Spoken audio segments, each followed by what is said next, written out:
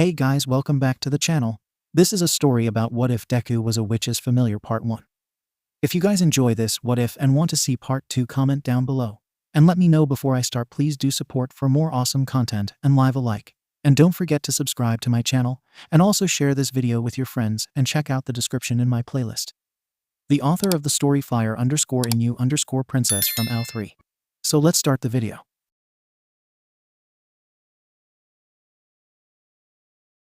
School chapter text. There is a world that is filled with two kinds of magic: right-handed magic, or better known as light magic.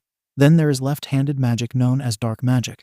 Because of the growing population of those who can wield magic, a school was built to allow those who had the gift of magic to better learn their powers.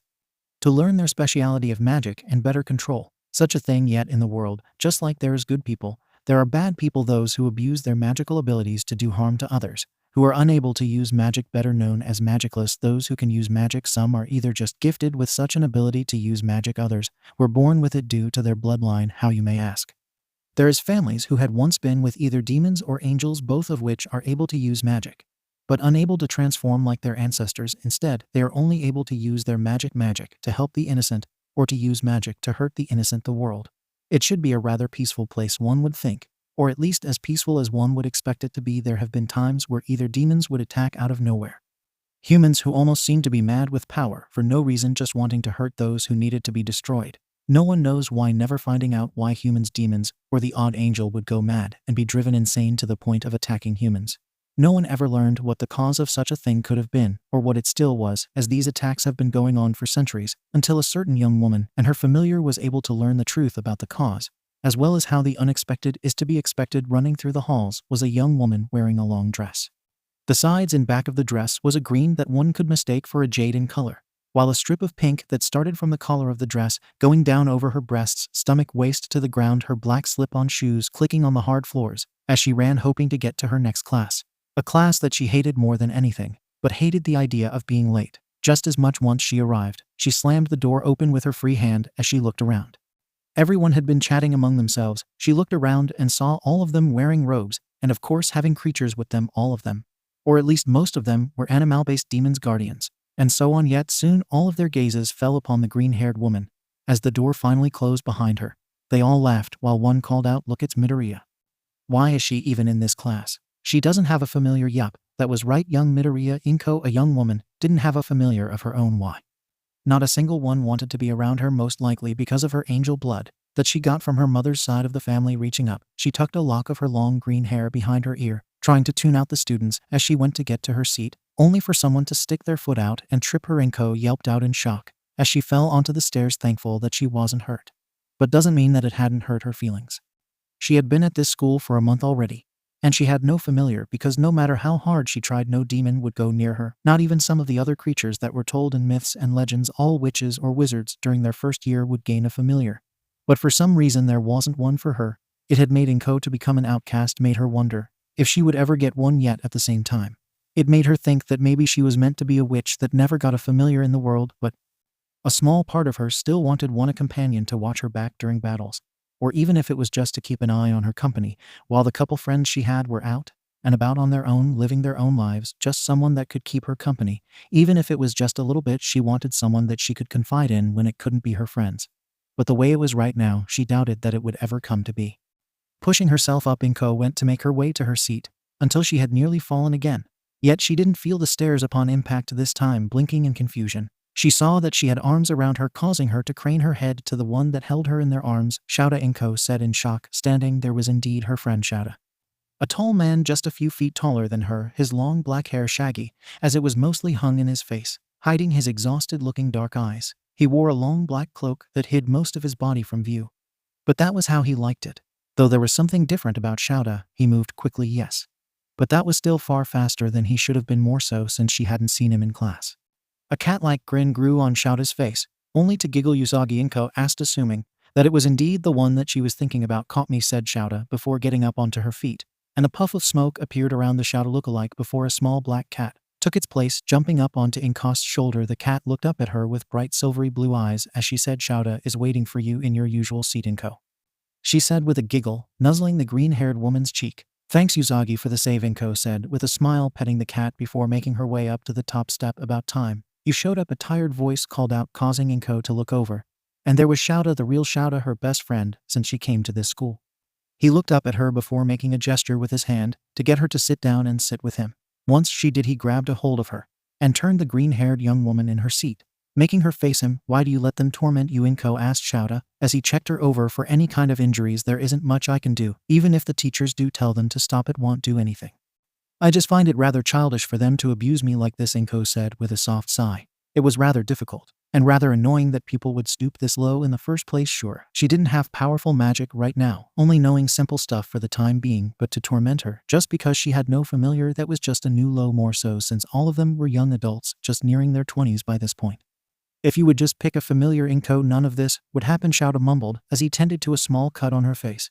It isn't that easy, 𝗬𝗪𝗏, you know that no one wants to be my familiar, so I'm at a loss with what I'm supposed to do, Inko answered with a soft sigh. It was true, it didn't matter what she was to do anymore. Until they graduated in a few years, they were all learning to use their magic. But there was still so many things that they had to go through in order to graduate. 𝗬𝗪𝗏 frowned a little in concern before pulling his hands back. He let out a soft sigh before rubbing the back of his head. I know that, Inko, I do. But if you can find someone that is willing to be your familiar, just take it. Inko looked at her friend, pain in her eyes. I can't just do that, 𝗬𝗪𝗏. A familiar is one that isn't just chosen in the dark. If you feel that connection, then you know that you have chosen. Choosing in the dark isn't something that should be taken lightly. Turning her gaze away from her friend, Inko calmly said, after all, not everyone can find their familiar in the middle of the road, badly hurt and bleeding. I resent that, 𝗬𝗧𝗏 said with a mock pout, only to giggle as she moved around on 𝗬𝗪𝗏's shoulder, moving from the left shoulder to his right. I was in a fight, and I was just so happened to have been weaker than the other demon, she pointed out with a giggle. Inko and 𝗬𝗪𝗏 just shook their heads at the cat, or to be more accurate, the 𝗵𝗃𝗃. A simple one-tailed demon cat, mostly a trickster, but would come in handy in what 𝗬𝗪𝗏 wanted to do with his life and his magic, stealth and night type of tasks and missions. You're just lucky that I like cats, 𝗬𝗧𝗏 mumbled 𝗬𝗪𝗏 before turning his attention to the podium teachers here. He added, causing Inko to look over at her friend before placing her main focus on her teacher for the time being. Maybe focusing on the teacher would allow her to calm down and relax enough to forget about what had happened before taking her seat.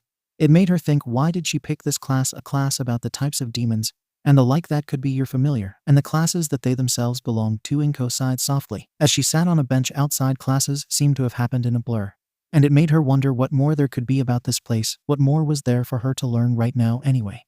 Looking over at the trees and gardens that surrounded the courtyard, watching as all the other students are training their familiars. What was it like to have one? Most of the students have either just gotten their familiars or had them since birth or around then. Her family didn't have that pleasure of having one to be passed down from generation to generation. 𝗬𝗪𝗏 and her other friend 𝗧𝗪𝗏 had luck for the most part. He found 𝗧𝗪𝗏 well, she couldn't remember what it was.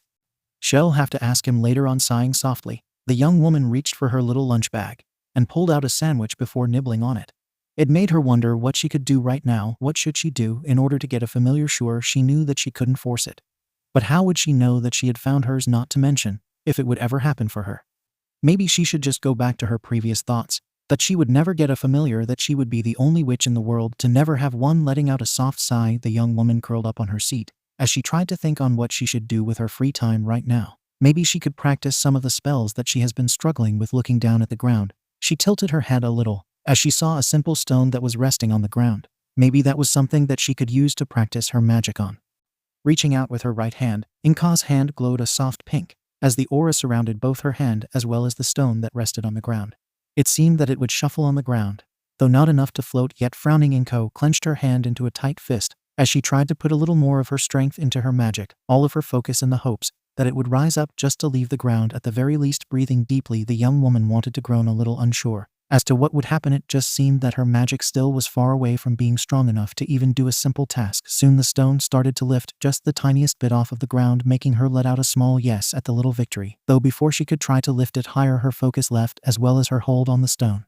It fell to the ground as she let out a small groan and leaned back against the bench as she sighed softly. Why did magic have to be so exhausting? Inko, came 𝗬𝗪𝗏's voice, causing her to look up and frown. There was 𝗬𝗪𝗏 holding a small black bag, most likely his lunch. Then there was 𝗬𝗧𝗏 on his shoulder, causing her to feel a slight twinge of envy, but pushed it down right away. How can she be envious of something that she's never had in the first place? Something wrong? 𝗬𝗪𝗏 asked Inko with a frown on her face. No, you seemed lost or concerned about something, maybe rather focused or something, 𝗬𝗪 mumbled before taking a seat next to the green-haired woman and started to unwrap his own lunch. Pulling out some little cubes of meat and set it in a bowl for 𝗬𝗧𝗍. Here you go, he whispered before the cat jumped down from his shoulder and sat next to the black-cladded young man before happily eating her food. So how should we go about this? Go about what? Asked Inko with a frown, having taken another bite out of her sandwich. About getting you a familiar 𝗬𝗪 Inko. You need a familiar look at 𝗬𝗧𝗍, for example. No one would ever guess that she's a demon, only that she was just a cat for the magicless to cuddle and be protected by. 𝗬𝗪 mumbled before turning his gaze over to the green-haired woman. The cat in question was still just munching away at the food before her.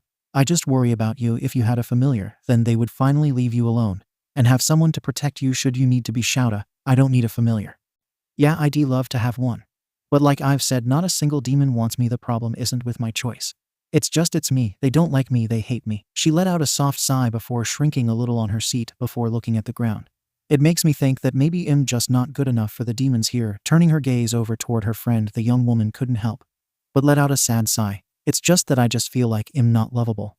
𝗬𝗪 placed a hand on her shoulder, causing Inko to tilt her head a little in confusion. Inko, he began, making her wonder what it was that her friend would say. Don't think like that. 𝗬𝗧𝗍 loves you. She has no problem with you at all. If it wasn't for the fact that I was the one that found her, she would have gone to you. You sure? Inko said with a sniffle. Yeah, demons are about honor and repaying debts, he said with a small smile before withdrawing his hand and looked up at the sky. I saved 𝗬𝗧𝗍's life that day. Yeah, but she actually likes me. Sometimes when you save a demon and they are able to repay you, they can easily grow attached to you. Turning to the cat, Inko was sure that she had seen 𝗬𝗪 smiling. She saved me once a year after I found her and still stayed. The debt was repaid. But she wanted to stay by my side because she loves you, right? Yeah, love is a strange thing, Inko. Our familiars are like our friends, our family. It is because of that is what makes our magic stronger. Looking over at the young woman, 𝗬𝗪 leaned back a little as he pulled out a jelly pack from his pocket. Where did he hide those? He must have some kind of hidden pocket within the pocket. With how many of them she finds him going through in a day. Though was 𝗬𝗪 right? Would she find her familiar and love him or her like her best friend? No matter if she did save their life or not, she wasn't sure, but wondered what fate had in store for her and any demon that she would have, or well, assuming that she had a demon for a familiar or even an angel. There could be anything that would happen, yet at the same time, she felt like no matter what, no one would ever want to be her familiar. After all, she wasn't that good at magic. Even though she already knew one advanced magic spell, nothing great, though just helpful if someone was injured or needed to be calmed down. Though the calming spell wasn't as advanced as the healing one. Running a hand through her hair, the young woman couldn't help but feel emotionally drained. Maybe she would need to think things through. Maybe she would need to go talk to a teacher. If there was a way to get a familiar, maybe outside of the school gates, was someone that was willing to be hers, or perhaps that was just wishful thinking on her part. There was no way of truly knowing, wasn't there? Sighing softly, the young woman looked over at her friend and saw that 𝗬𝗧𝗍 had finished eating her own lunch and settled on 𝗬𝗪's shoulders again, just wrapping herself around his shoulders and snoozing away. 𝗬𝗧𝗍 truly was a lazy cat. Made her wonder if she would ever jump into action when the need arose. Though maybe 𝗬𝗪 just spoiled her a little too much with her being a cat and all. There was no telling with those two. Then again, some people did spoil their familiar as well, and regardless what they were, 𝗬𝗪 going to ask one of the teachers. Maybe they have an idea on how to get a familiar possible. Maybe there was a case like yours once before. After all, no hurt in asking, right? He said before pulling out another jelly packet. Seriously, where does he keep those things? It was rather strange, and it made her all the more curious before she let out a soft sigh and pushed herself up onto her feet. You're going to ask him right now? Asked 𝗬𝗪. Yeah, maybe he even needs help with something, since it's my week to help in the first place. I'm sure Gran Torino has an idea on what can be done about this. If not, well, at least I tried, right? Inko said with a smile before walking off. After all, what could go wrong with asking? Meanwhile, deep within a forest was a giant black furry creature running through the trees. Breathing deeply, trying to get away from their attacker. Blood dripped from the small cuts along its skin. The creature looked left and right, trying to get away from the attacker that was after it. Snarling a little, it made a sharp turn, hoping to get away as quickly as it could. Once it was sure the bushes could keep it hidden, the creature looked around once again, the creature's instincts telling it to run. Knowing that there was no way that it could defeat the one doing the chasing. Snarling a little at the thought, the creature shook its fur, hoping to remove the blood from its fur. But it only agitated its injuries more. Sniffing the air, the creature walked out of the bushes, thinking that it was now safe to get out, only to yelp as something wrapped itself around the creature, lifting it into the air and squeezing. The animal yipped out in shock as it tried to escape its binds, thrones piercing its body, blood oozing out from the wounds as it tried to get away once again. You won't get away from me again. Never again you will give me what I deserve after all these centuries of chasing you down," said the hunter to the creature. A sickening smile on the hunter's voice, as he laughed like a madman. "To think you were hiding out here all this time. Didn't think you'd dare hide. I thought that your fate was much worse, but this is even worse than what I thought." The hunter chuckled a little more, wanting to laugh like a madman once again, until his crazed gaze looked over at the furry creature. "You don't even remember who I am, do you know? You are nothing but a mindless beast following your instincts. Instead, no matter what I do, you won't even know why I'm even doing it in the first place," the hunter said with a chuckle. The creature narrowed its eyes before letting out an angry howl as blue and red flames started to surround its body. The hunter cried out in pain and shock as the forest started to burn, burning the creature as well as the hunter. The last sound that was made was angry howls that almost seemed to echo through the forest. Inko let out a soft sigh as she made her way to her teacher's classroom. Honestly, she had nothing against the teacher. He was just rather strict with a few things. But he saw something in her that he had once seen in a dear friend of his. At least from what she had been told, there have been stories about the teacher that he was in the council with a friend of his. Stories, some true, some false. No one could really hard to tell which ones were truth and which ones were lies. Walking down the halls, the young woman couldn't help but notice a few students looking at her and whispering among themselves while looking at her. Inko felt a little nervous, hating it when people looked at her like that. Few of them even had sneers on their faces as they look at her. It made her rather uncomfortable, but she tried to ignore everything that was happening. The only sound that she tried to focus on was the sounds of her shoes clicking on the floor. Maybe if she just focused on the sound of her shoes, it would distract her enough to ignore her fellow students. That was something that would help make her feel better at the very least. Peeking up through her lashes, the young woman saw that she had arrived to her destination. Looking up, she saw her teacher's name on the door. Before letting out a soft sigh, she knew that he had asked her to come down to help with something. He had told her once before that she was the only reliable student that was here. Plus, he even told her that he wanted to keep her safe from the idiots that attended this school. Knocking on the door, Inko waited, having heard a gruff grunt of annoyance before calling out 1 minute, and a few more grunts mumbling about stupid books, have to move them, or something along those lines. Before she could even think about anything else, the door opened and revealed a tall man wearing a yellow robe that all but covered his frame from anyone that would look at him. He had a black domino mask that only covered his eyes, but his eyes held a bit of kindness that contrasted with his gruff personality. Inko could only smile at her teacher. "Hi, 𝗲𝗏𝗏. Inko, good. I was expecting you. Come in," 𝗲𝗏𝗏 said as he walked back into his empty classroom. Inko looked around as she walked into the room, seeing that he had books scattered on the desks and floors, as well as scattered paper. Though that was to be expected, he wasn't much of a clean person, but he would still clean up before class and just leave it in disarray until maybe a couple hours before class and clean. Turning her attention to her teacher, Inko asked, "So what is it that you need?" Tilting her head a little as she wondered what it was that her teacher needed this time. "See, I need some help gathering some herbs for my class tomorrow," he calmly said before walking back toward Inko and held out a basket as well as a map. "I promise it shouldn't take too long, but can you do this please?" "Sure, I don't have any homework or anything today, so I have time," Inko said with a cheerful smile. 𝗲𝗏𝗏 smirked a little before carefully laying out the map on his desk. Inko blinked as she looked over at the map, wondering why he was showing her the map in the first place. Oh wait, maybe the herbs only grew in a certain part of the woods. Maybe looking up at the older man, Inko couldn't help but be a little curious as to what it was that he would say to her. Though her gaze fell back onto the map, 𝗲𝗏𝗏 pointed to a fork in the path that resided on the map. "I need you to listen carefully, Inko. I need you to take the left path here. There have been sightings of a wolf demon running rampant and wild in the forest, but so far only on the right side. It seemed that the wolf made that part of the forest his home. Avoid it at all costs," he explained before turning back to look at her. "Just know the moment you are in his sights, you are as good as dead." Inko gulped a little at that. If a demon like that was out there, why hadn't he been taken care of? Why was it still roaming around like a normal animal? Was it that powerful? As if sensing her concern, her teacher gently placed a hand on her shoulder. "Do not worry, Inko. As I've said, he stays on the left side of the forest and has for the last 10 years or so. Just listen to my instructions and you'll be fine." Turning her gaze back onto her teacher, she knew that he wouldn't have sent her into any kind of danger after all. If the wolf had stayed in the same spot for so long, there had to be a reason for it, right? Nodding slowly, the young woman whispered, "Has anyone ever tried to just go and attack the demon at all?" "No, no one dares to try and attack him. No one knows the rank of that demon. As of right now, he is seen as an unknown class, as we can't get a true study on him.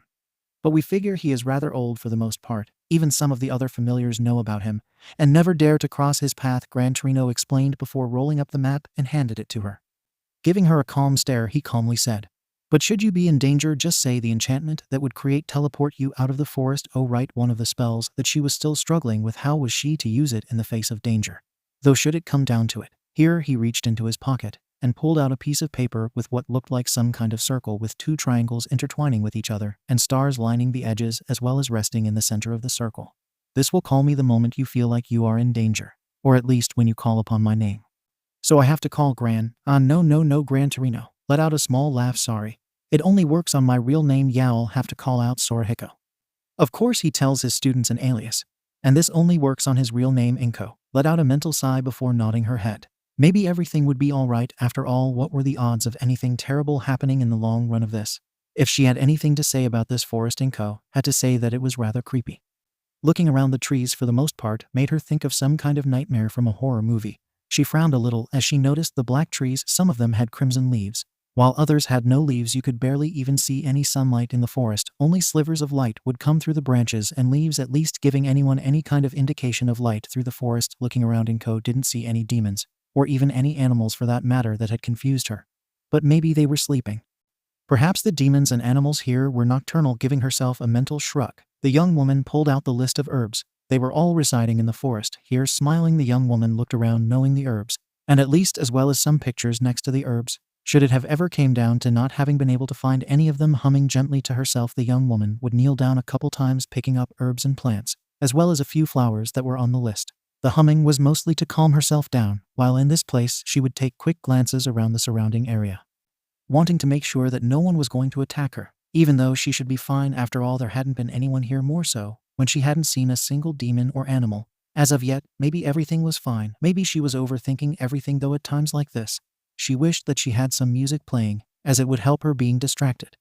But sadly, there was no way for her to have her own music out here other than her humming. Letting out a soft sigh, Inko pushed herself up, wiping the grass off of her dress before she started to walk further into the forest, thinking that maybe the rest of the herbs and flowers would be deeper into the woods. Looking around, the young woman couldn't help but frown all the more. There was an odd smell hitting her nose. It didn't make sense to her, making her wonder why that smell made her wriggle her nose. It wasn't a pleasing scent. It was just a little unnerving, telling her that there was some kind of danger around, though she couldn't really be sure as to what it was warning her about. Shaking her head, the young woman looked down and saw a few more flowers and herbs. Smiling, she giggled a little before kneeling down and carefully started to pick some flowers and herbs, making sure that she got most of what she needed as well as any extras should that ever come up. Gran Torino, strict as he was still a fair man, though she couldn't help but wonder why he would look out for her. Honestly, she got like a grandfatherly vibe from the man. There had been a couple times that he would step in to stop some of the bullying when he would catch it, though it still didn't stop any of the students from trying to annoy her because of something that was still out of her hands, such as her having no familiar. Pausing in her task, Inko let out a soft sigh before shaking her head. Okay, she'd be lying if she said she didn't want a familiar. Honestly, she did want one more than anything in the world. But like she had mentioned, no one wanted to be her familiar. Inko figured that it had something to do with her angel blood. Demons, for the most part, shied away from such a thing, even though she wasn't a pure-blooded angel. Yet it didn't stop the demons from thinking that she would purify them in some way, though Inko had no idea on how to even purify anything. None of her spells could do such a thing, and it made her all the sadder. Sighing, she started to double-check the list and saw that she still had one flower left. It was a plant that only grew a couple months a year. If she remembered right, it didn't need a lot of light and mostly needed to stay in the shade. Smiling at the thought of that, Inko started to make her way deeper into the forest, seeing that it was a little brighter further down the path. It made her wonder why that was in the first place. Looking around, she saw that there were a few bare spots in the bushes, as if something had burst through them. The scent that she had been smelling for a while now started to get stronger. Frowning all the more, Inko couldn't help but look around, unsure as to what was going on. Tilting her head, she couldn't see anything, and thought that maybe there was nothing left there right now. Shrugging to herself, Inko started to make her way over to a small bush of flowers. Burning hearts, Inko said with a smile on her face, before she happily started to pull off the red heart-shaped flowers and started to put them in the basket. Yet, as she turned her head, she couldn't help but blink her green eyes as she looked down and saw a trail of blood that was rather strange. Was that why the animals and demons had left this place? The blood was a little overwhelming, but she couldn't help but allow curiosity get the better of her right then. And there, carefully, she started to follow the trail, unsure as to what was going to happen at the end of the trail. But for all she knew, someone was badly hurt and bleeding out. What if they were dead? Even there was no way of knowing what it was that was wrong. But she knew that she had to do something before they either died, if there was a chance of helping them. Gulping, the young woman started to make her way deeper into the forest, unsure as to what she was to expect. While looking around, maybe she was just going to find an animal or something along those lines. A soft sound reached her ears, causing her to gasp before jumping into the bushes. With her basket landing outside of her hiding spot carefully, she pulled the leaves and branches aside from the bushes, thanking her lucky stars that the bushes were black and the red leaves. Coming into her line of sight out of the surrounding darkness was a wolf. The size of the creature, at least from what she could gather herself, was nearly her height. While it stood on its four paws, black fur, it looked so soft. From what Inko could make out, was that a head of short fluffy blonde hair with 2 locks framing his face. Before she could think of anything else, Inko could faintly make out something dripping from its fur. Is that blood? Inko thought to herself with a frown on her face, rather confused, and at the same time very concerned. The wolf almost looked like it wobbled unsteadily on its legs, yet kept on walking, as if there was nothing wrong with it. Heavy breathing reached her ears, as if the wolf had ran a marathon to get away from whatever had attacked him. Something, or someone had actually attacked it. Was this the wolf that people had been talking about? No, how was it here? It should be on the other side of the forest. There is no way that it should be here. Gulping, Inko noticed the wolf stopping in its tracks for a moment, black ears flickering. As it looked around, she remembered that her teacher called the demon a boy. But was that even true? The wolf turned toward her for a moment, panting, as if it struggled to catch its breath, though just seemed to be looking at her blankly, but not really registering that she was even there in the first place. The only thing that she could make out was the most beautiful of blue eyes, a thunderstorm swirling within their depths, as they were surrounded by a bright and golden yellow hue. Inko couldn't help but feel rather captivated by such eyes that seemed to hold untold knowledge, but at the same time held onto a wildness that no one could tame. How was it that this wolf was alone? If it could be this calm while alone in the first place. Snorting, the wolf started to walk away until his massive paw hit her basket, causing her to want to curse outright, thinking that she had messed up the moment it found her basket. The wolf just looked down at it before tilting his head and carefully picking up the basket with his sharp teeth that could easily rip her apart if she dared to reveal herself to him. But what was she to do? She needed that basket, not wanting to go back empty-handed, and Inko followed the wolf the best as she could, without making a single sound. Every time she saw the wolf flinch and look around, she stopped dead in her tracks, thinking that maybe she was messing up already. Yet the wolf would just let out a huff before walking further into the forest, leaving a trail of blood in his wake. How was it that the wolf was losing this much blood and still able to keep moving like it was in that moment? Force of will, stubborn a will to live. Didn't that count as a force of will? Either way, Inko knew that she couldn't just sit there. She'd have to follow the wolf to where it was staying and find a way to get the basket back, and of course take it away from the wolf before anything else happened. There was no way that she would go back empty-handed. Narrowing her eyes in determination, the young woman followed the wolf deeper and deeper into the forest, hoping that this wouldn't really take long, though she just hoped that she would be able to just quickly grab the basket and make a break for it before the wolf would see her, and of course try to rip her apart limb from ever-loving limb and most likely eat her. Though that would be hard to say at the same time. So there she was, a young woman following a known feral wolf that, should it decide to pass judgment, would and could very well kill her should it ever come to it. What am I getting myself into? Inko could only watch as the wolf walked further and further into the forest. What was he doing in the first place? Why did he take her basket? Did he think it was food of some kind? If that was the case, then why wolves aren't known for eating plants? But meat. It had her rather curious as to what this wolf would even do in the first place. Carefully, she kept following the wolf, making sure to stop herself in her tracks. Every time the wolf would stop and look around, she would hide and pray to whatever god was listening to her, or even just willing to listen to her. Though she highly doubted that it was much at this point. Her whole life, her family had told her to never believe in gods. Gods tend to only let you down in the end. As for why that was, Inko didn't really know. But it still didn't stop her now and again from still praying when she felt like she would be in some kind of danger. Now was one of those times. At the moment, taking a deep breath, hoping to calm her nerves, the young woman kept following the wolf. Blood still dripped and oozed from his injuries. It was rather strange to see something demon or not to bleed this much and not pass out from blood loss. It just didn't make sense to her. But she just hoped that she would be able to maybe even help him. Even now the wolf seemed to tremble on his legs as he walked. It was slight, but Inko could still see the struggle the wolf had as he walked. Concern started to rise within her, wanting to reach out to help the wolf, but knew that she couldn't do that. He was feral and would have gladly tried to kill her if she got too close, or even was within its sights. Gulping, the young woman ducked into the bushes when the wolf stopped and started to look around, sniffing the air, as if trying to find any kind of hint of someone following, or at least nearby. A soft snarl ripped its way out of the wolf's throat, causing Inko to think that maybe the wolf found her. Oh god, did she have to start praying again? Please, please, don't let it be the case that the wolf found her. The wolf just seemed to have let out a grumbled growl before walking on ahead, his body still trembling and shaking like a leaf. It made her heart ache at the sight of such a thing. Frowning all the more, the young woman once again started to follow the wolf once again. Once it started once again, taking a deep breath, the young woman hoped and prayed that this wolf didn't see her blood hadn't stopped its flow. Not even for a second, as it kept walking, its movements starting to slow down and become sluggish. Maybe it was starting to lose far too much blood. Gulping, the young woman started to move a little quicker. But when she saw that she was getting far too close, she had to slow herself down to avoid being seen soon enough. Though the wolf had stopped at what could be counted as a dead end that was covered in what could be seen as a leaf bed, comfortable looking to say the least. But Inko couldn't help but blink in confusion. He set the basket aside before using his paw to tilt its contents over onto the bed, and set the basket aside and moved it away from his bed. Inko couldn't help but frown a little at this. What was the wolf trying to do now? Blinking in confusion, she watched as the wolf curled up on the bed and laid his head on the pile of flowers and herbs like it was a true comfortable pillow. The wolf let out an exhausted yawn before closing his blue eyes. She wasn't sure what to do. Honestly, it felt like this was some kind of trap or test of some kind, and it made her all the more nervous over the whole thing. Taking a deep breath, the young woman made her way carefully over toward the wolf, yet would hide away into the nearest bushes that would be within her range, at least when she would fear that he would wake up and attack her. It would be hard for her to get the flowers and herbs back, but she could at least get the basket back since it wasn't hers, and didn't want to risk losing it. Frowning a little, the young woman would carefully turn her attention from the basket to the wolf and back again. She didn't want to risk him waking up, but knew that it would be rather easy for him to wake up if she wasn't careful.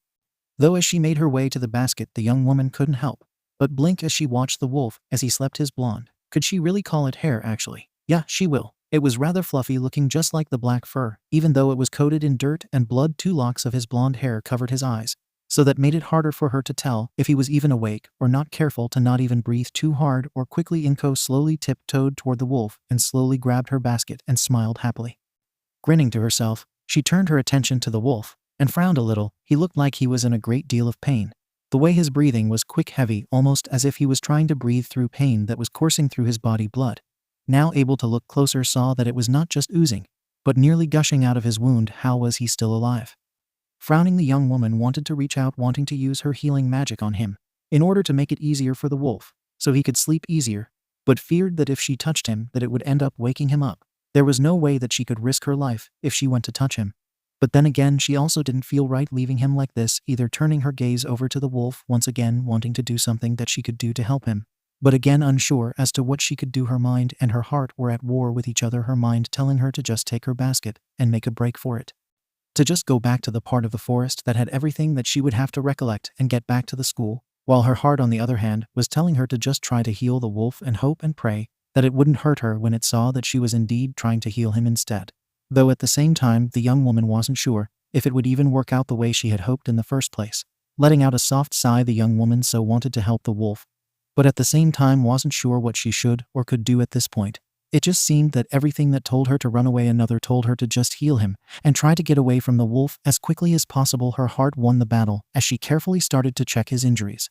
The wounds on his side looked like someone had sliced into him. A few cuts and scrapes revealed themselves to her, and it made her wonder how he got them in the first place. Most of the injuries would take a lot of time to heal even with magic, and would need to take daily healing sessions in order for him to make a full recovery. And it made her wonder so many things. How did this happen? Was he attacked? How did he get away? Was this why he came here, so he could get away? Frowning a little in concern, Inko felt tears prickling at her eyes as she couldn't help but feel sympathetic toward the wolf as he laid there, obviously in a great deal of pain. There was no way that he should be living like this, no matter how long he had been in this shape. She had to do something to help him, but what could she do?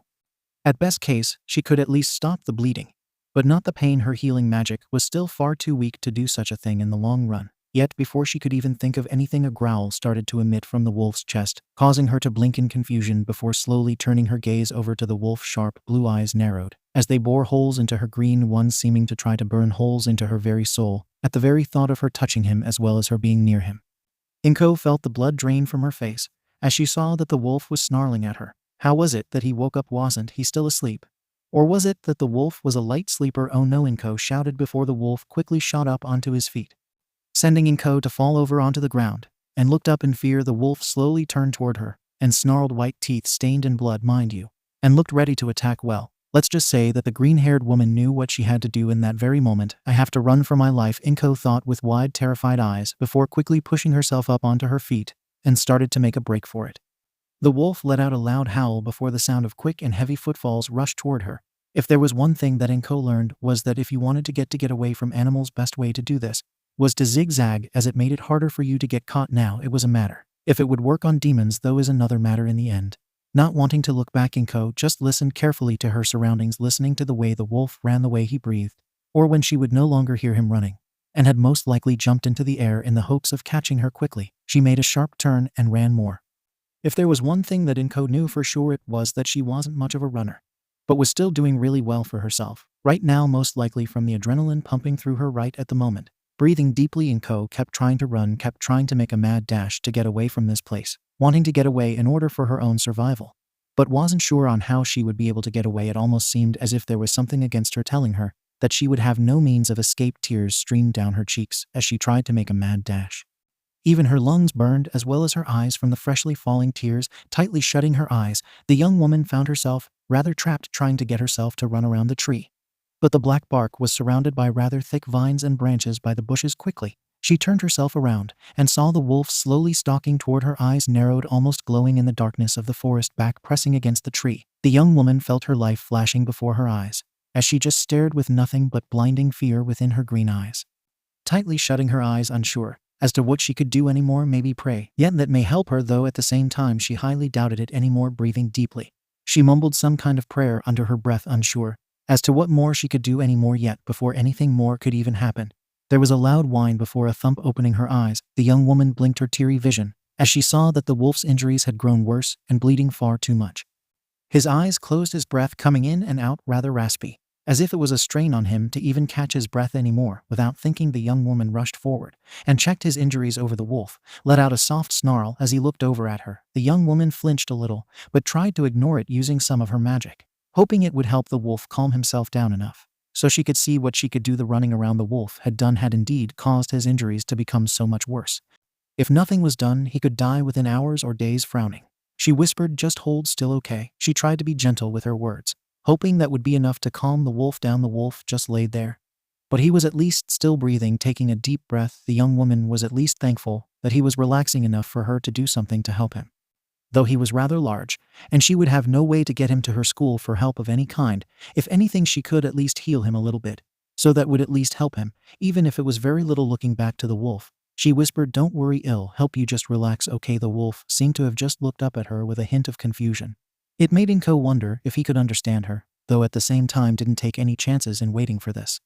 Carefully, she placed both her hands on his side, being as careful as she could, while trying to heal him. The wolf whimpered a little and shuddered. Inko couldn't help but wonder what was going on with him. Was he in worse shape than she thought possible? Frowning, she carefully used her left hand to carefully run her fingers through his fur in the hopes of comforting him without the use of her magic. She saw him looking up at him in confusion, or at least from what she could see as confusion. It made her give him a gentle smile, saying, "Don't worry, I won't let you die, just relax, I can at least get the bleeding to stop." As if understanding her, he laid his head on his paws and let out another shudder before seeming to relax a little more. Smiling happily, the young woman hummed a soft tune in the hopes of it calming him down a little more, though Inko wasn't sure if it would even work in the end.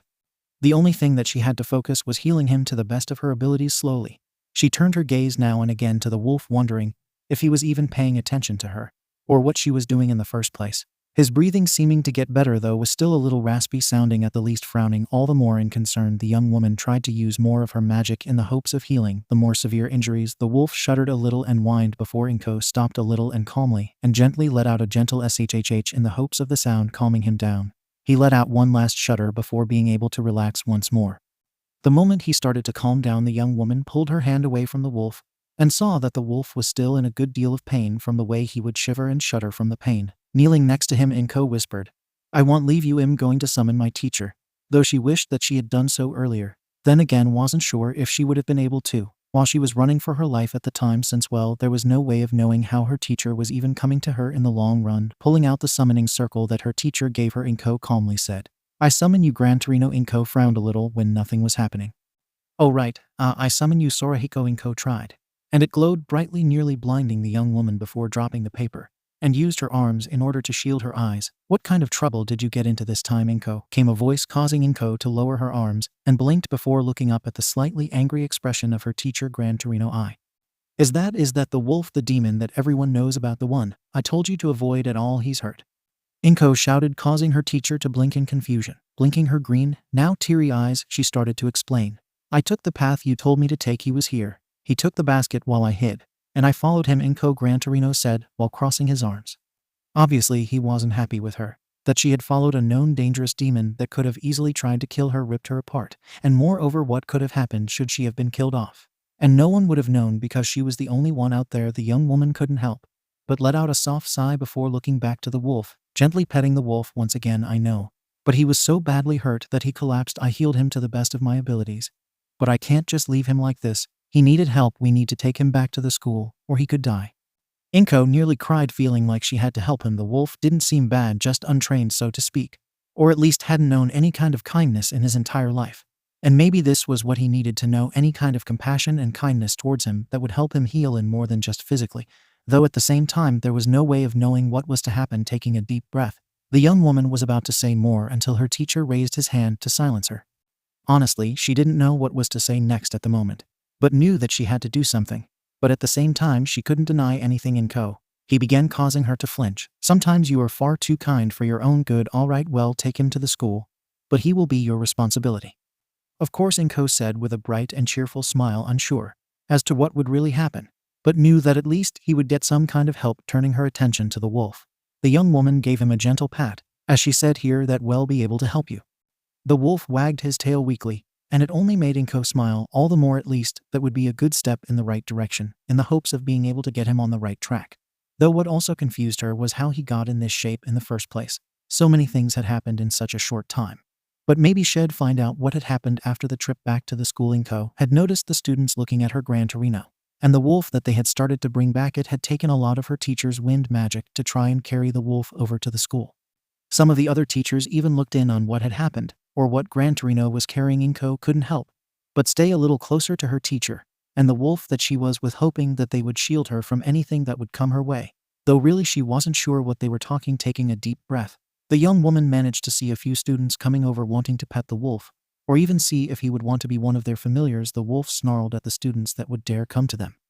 One was even stupid enough not to take the warning from the wolf, and the wolf had snapped his jaws, nearly biting his fingers off. Inko carefully pet the wolf, causing him to wag his tail. All the green-haired woman could do was giggle at the idea that the wolf already liked her. It was rather strange, yes, but was happy to see that it was letting her comfort him. He seems to like you, calmly said 𝗬𝗏𝗄𝗏. I wonder why. Inko answered in confusion. Hard to say, replied 𝗬𝗏𝗄𝗏.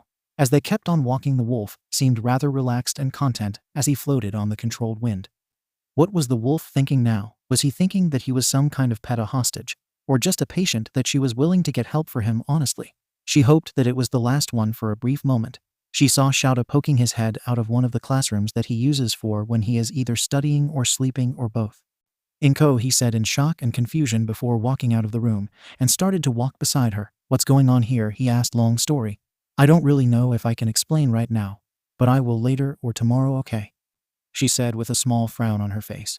All right, you owe me some cookies, cat-shaped cookies, you know me so well.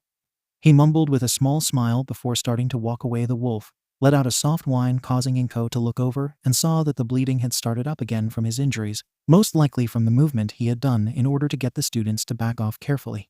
She pet the wolf, wondering what she could name him. There was no way of knowing what to name him, but at the same time she didn't want to do such a thing. What if he didn't stay? After all, naming would show some kind of ownership. And she didn't want that. This wolf, he was his own person, own animal demon. She didn't know, and honestly, she wasn't going to push her luck with any of that. Humming a soft tune under her breath, hoping that would calm him down. Just keep him calm. Inko were almost there, nodding her head. The young woman did just that, making sure that he was calm, whispering to him, petting him, humming anything really that would keep his mind off of the pain of his injuries, hoping and praying that they would be able to help him before it was too late to save his life. It didn't take much longer to get to the nurse's station. All of the nurses here were experienced healers and doctors for both humans and their familiars.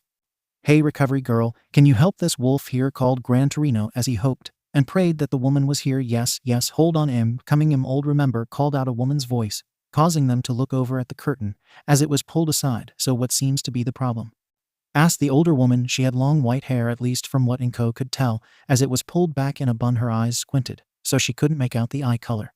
But she had a pair of white-framed glasses. The older woman wore a simple white robe with many pockets, either for herbs for healing spells or for her own needs, as she almost never has time to eat her lunch from what she had been told. Recovery girl. This wolf needs tending to right away, Inko said with urgency, hoping and praying that she would heal the wolf. What is this wolf? Asked Recovery girl. It's the wolf that the students and teachers have warned about in the forest. Inko here 𝗓𝗄𝗏 gestured to the green-haired woman in question. Had the luck of running into him and nearly got herself killed in the process. The wolf collapsed from exhaustion and his injuries, so she decided to help him. Recovery girl turned her attention to Inko for a moment, just really staring at her in all honesty. The green-haired young woman couldn't help but look away, shifting on one leg to the other before looking back toward her. Well, she is helping a demon that no one else would. That just shows how big of a heart she has. Even though you were foolish for risking your life like that, how was it possible to give praise and be scolded in one sentence? After that, 𝗓𝗄𝗏 moved the wolf over to a bed and helped Recovery girl to get him settled. The wolf, though, looked at Inko the whole time. His blue eyes looked worried and concerned, though Inko figured that it was because he was hurt. Will he be okay? Asked Inko. Due to the injuries, if anything, he may be bedridden for a few days, even with my help and possible healing factor that he could possess, since no one ever figured out what kind of demon he is. We don't know what kind of powers he has, Recovery girl pointed out with a soft sigh before starting to get her things. You may go, Inko. Well, take care of it from here. Inko frowned and nodded as she started to walk out of the door, only to stop as she heard whimpering and small howling coming from behind her, blinking her green eyes in confusion. The young woman looked over and saw the wolf struggling to get off the bed, trying to follow her. What's going on? Seems he's frightened and doesn't want to be left alone, or at the very least separated from you, 𝗓𝗄𝗏 said, while scratching at his head, letting out a soft sigh. The older man calmly looked over at the healer as he told her that a sleep spell may be needed right now. You may go. Well, call you should anything come up. Before she left, Inko watched the wolf, making sure that he was sound asleep before leaving. The wolf, so scared and frightened, yet at the same time, seemed that he didn't want her out of his sight. What was going on? Had the wolf decided to see her in some new light? Or was it something more? No idea, but knew that there was something going on. Maybe 𝗧𝗪𝗏 knows one way to find out anyway. Inko made her way back to the study hall, having messaged 𝗧𝗪𝗏, or at least for the most part Usagi had come looking for her, telling her that 𝗧𝗪𝗏 is looking for her in the study hall. Of course, the little cat lead her toward 𝗧𝗪𝗏, warning her that the man seemed a little disappointed in Inko for some reason, so to be prepared for what may come their way. It had her a little curious as to what was going on. Taking a deep breath, the young woman made her way over to the study hall and looked around, wondering where 𝗧𝗪𝗏 was and what he wanted to know. It had her curious and rather nervous, and maybe even scared. He was her best friend, after all, actually the only friend that she had here in this place besides Hisashi. Wherever he was frowning a little more, there was her friend sitting on a chair with his head resting on his folded arms as he seemed to be sleeping. Tilting her head a little in confusion, the young woman carefully made her way over toward the raven-haired man, hoping and praying that he was still asleep, because maybe she could just slowly walk away, or at least something like that for the most part. Yet the moment she was within arm's reach, 𝗧𝗪𝗏's head shot up, and he gave her a tired glare, not because he had been disturbed from sleep, but because of what had happened before. Or at least that was what she was guessing for the most part. You have a lot of explaining to do, Inko, 𝗧𝗪𝗏 hissed out under his breath. For a brief moment, she thought that his pupils slitted like that of Usagi's eyes. Most likely her power was influencing him for the time being, not all that uncommon, as sometimes witches, wizards, would sometimes tap into their familiar's power with high emotional surges. In 𝗧𝗪𝗏's case, he was mad. I can explain, I promise, Inko said, a small amount of panic and fear in her words. 𝗧𝗪𝗏 closed his eyes, letting out a soft sigh before he leaned back in his seat, arms crossed, as he looked at the green-haired woman gesturing with his head to take a seat in front of him. Usagi jumped and curled herself up onto her wizard's shoulder before getting herself comfortable. As she was told to, the young woman sat down on the chair and folded her hands on the table as she let out a soft sigh. Where do you want me to start? Asked Inko. From when you got into the forest. I want to know how you encountered the demon which everyone knows to avoid like the plague, which we were to never encounter, because we'd be dead. How are you the only one to have survived being in his sights? 𝗧𝗪𝗏 pointed out, leaning a little more back on his seat. Okay, that was fair. After all, he wasn't wrong. Inko had been warned about him, been told to avoid the forest that he was supposed to reside in. Taking a deep breath, she explained herself as best as she could to 𝗧𝗪𝗏, telling him how she went into the forest, trying to gather herbs and plants for 𝗓𝗓𝗏. And should anything happen to her, that she had a summon circle that could summon their teacher should she be in danger. As she gathered the herbs, noticing that she saw no animals, no insects, or anything, that it was silent, as if something had chased them out of there. Of course, she didn't think anything of it at the time. Then she told him that she had heard something coming, and she did the only smart thing that she could think of, jumping into the bushes to hide and protect herself from the danger that she figured was coming. Unsure if it was an animal or demon, what she had seen was what had surprised her more than anything, for it had been the wolf that everyone had warned her about, how it had just walked down the path and took her basket covered in Cut's blood seeping and dripping onto the ground, how she followed the wolf to get her basket back. "Why didn't you just walk away?" 𝗧𝗵𝗲 hissed. "I didn't want to be yelled at," Inko said, with a pout. "You could have been killed, Inko."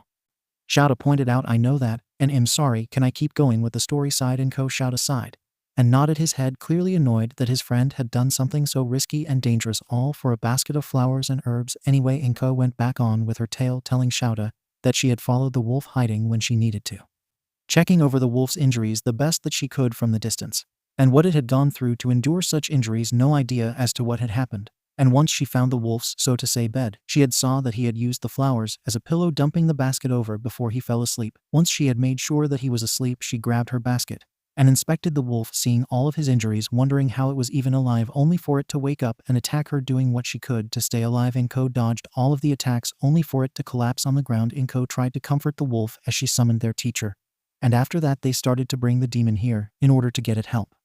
With that, the tale was over and done with. 𝗧𝗵𝗲 looked at Inko, processing everything that she had told him, thinking everything over and calculating over what had happened since she entered the forest before she went in, and after the attack, that the wolf had changed far too easily. Though that was all Inko could guess. 𝗬𝗵𝗃 mumbled before rubbing at his eyes and let out a soft sigh. "What do you think, 𝗧𝗵𝗲?" asked Inko with a frown on her face. "Honestly, I'm not 100% sure myself, Inko. It just seemed rather strange that the wolf changed far too quickly to be possible," 𝗧𝗵𝗲 whispered, a thoughtful frown on his face. As he shook his head, letting out a soft sigh, he calmly started to count a few ideas down with his fingers. "1. He could have changed because you were the only one nearby that showed kindness. Okay, that was a possibility. 2. He may have seen some kind of familiarity with you for one reason or another. After all, we have no idea how old he is in the first place." Yeah, that was something. But at the same time, she just couldn't be sure. "Then there is 3. Since you helped him, even after he had tried to attack and kill you, he felt something there, that he had a favor to return for helping him, for saving him from the injuries that he had sustained," 𝗧𝗵𝗲 pointed out with a shrug of his shoulders before leaning forward on the table.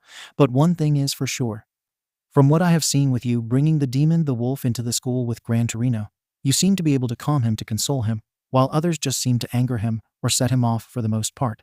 Or maybe it's because of the calming spell I had used on him before constant contact with me. With the spell in effect allows him to remain calm. It'll wear off completely, most likely when he wakes up," Inko said with a soft sigh.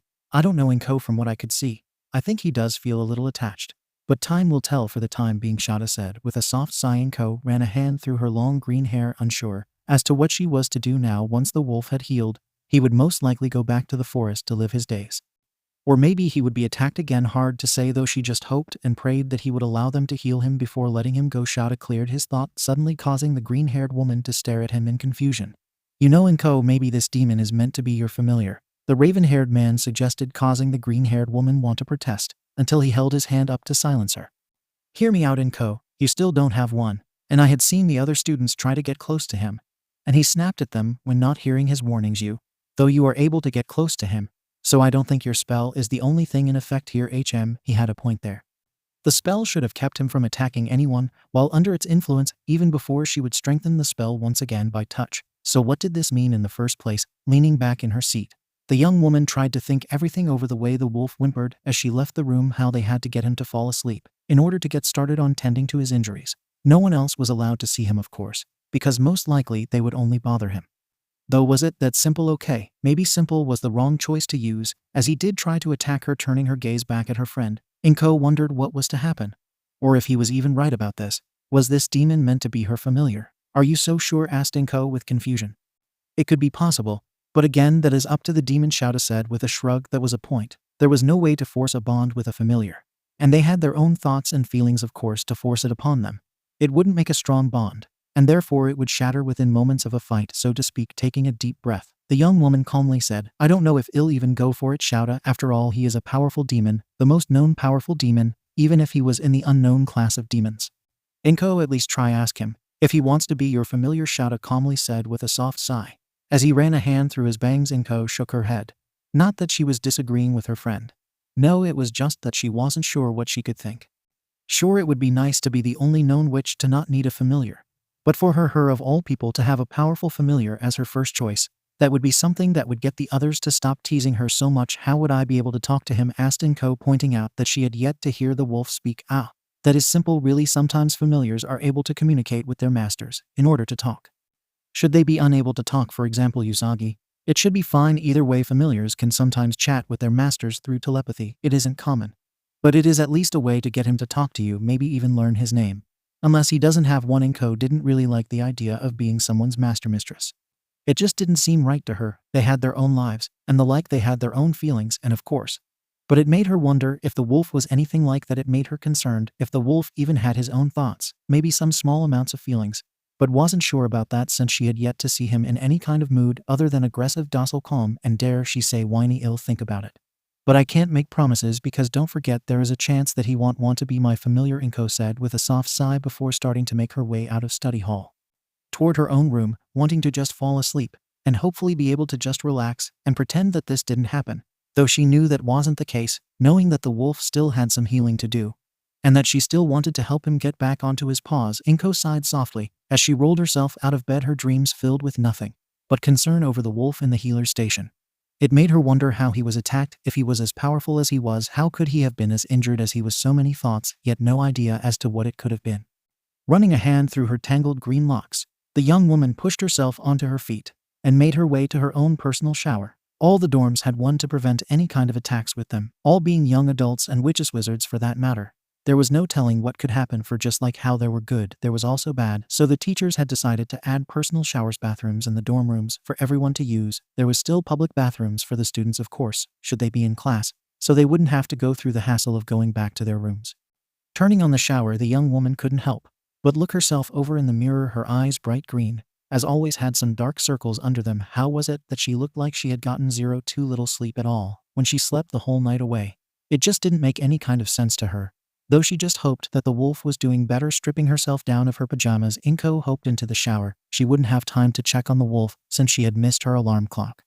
Though thankfully she had enough time to get ready for class and talk to the healer during a break. Maybe he was well enough to go back to the forest, should he want to do so. Tilting her head upward, feeling the warm water hitting her face, she couldn't help but think about one of the many dreams that she had throughout the night. It was as if she was seeing it in some kind of perspective of another. Inko could make out a shadowy figure standing over her saying something under his breath, but she couldn't make out the words, not even able to read his or her lips. The shadows that surrounded it only made it possible to see his teeth, as they gave off an eerie glow in the dark. The glow of red eyes looking down at him, fear etching itself into her heart. It was as if that shadowy figure was merely toying with her, well, not her, but whose ever perspective that she was in at the time of the dream. It was as if she was in another world, another body actually, and she just couldn't figure out who it was. It made her all the more fearful, but at the same time she just couldn't just be ignorant about the whole thing. Sighing softly, the young woman washed out her hair before stepping out of the shower and started to get dressed. Once she was done, she grabbed her books for the day and started to make her way to class, though the one thing that bothered her the most was that everyone was talking about him, talking about the wolf, and hoping to make him their familiar. It made her sick. Did they only see him as a creature to be at their side because they chose to? Not because if he would even want to be their familiar. They have choices as well, the demons, imps, whatever, they have the choice in the matter. And their health should come first, nothing more, but to them, he was just an object. That was what sickened her the most. He was a living creature, one with thoughts, feelings, and emotions of his very own. Okay, he was feral, most likely still is, but wasn't with her. After she had calmed him, he had acted different since then, as if a true part of himself finally came to the surface. And because of that, it was enough to get him to relax. But why her? Why her of all people? Was she able to calm him to that extent? Her power wasn't that strong, she knew that, yet it was powerful enough to do such a task.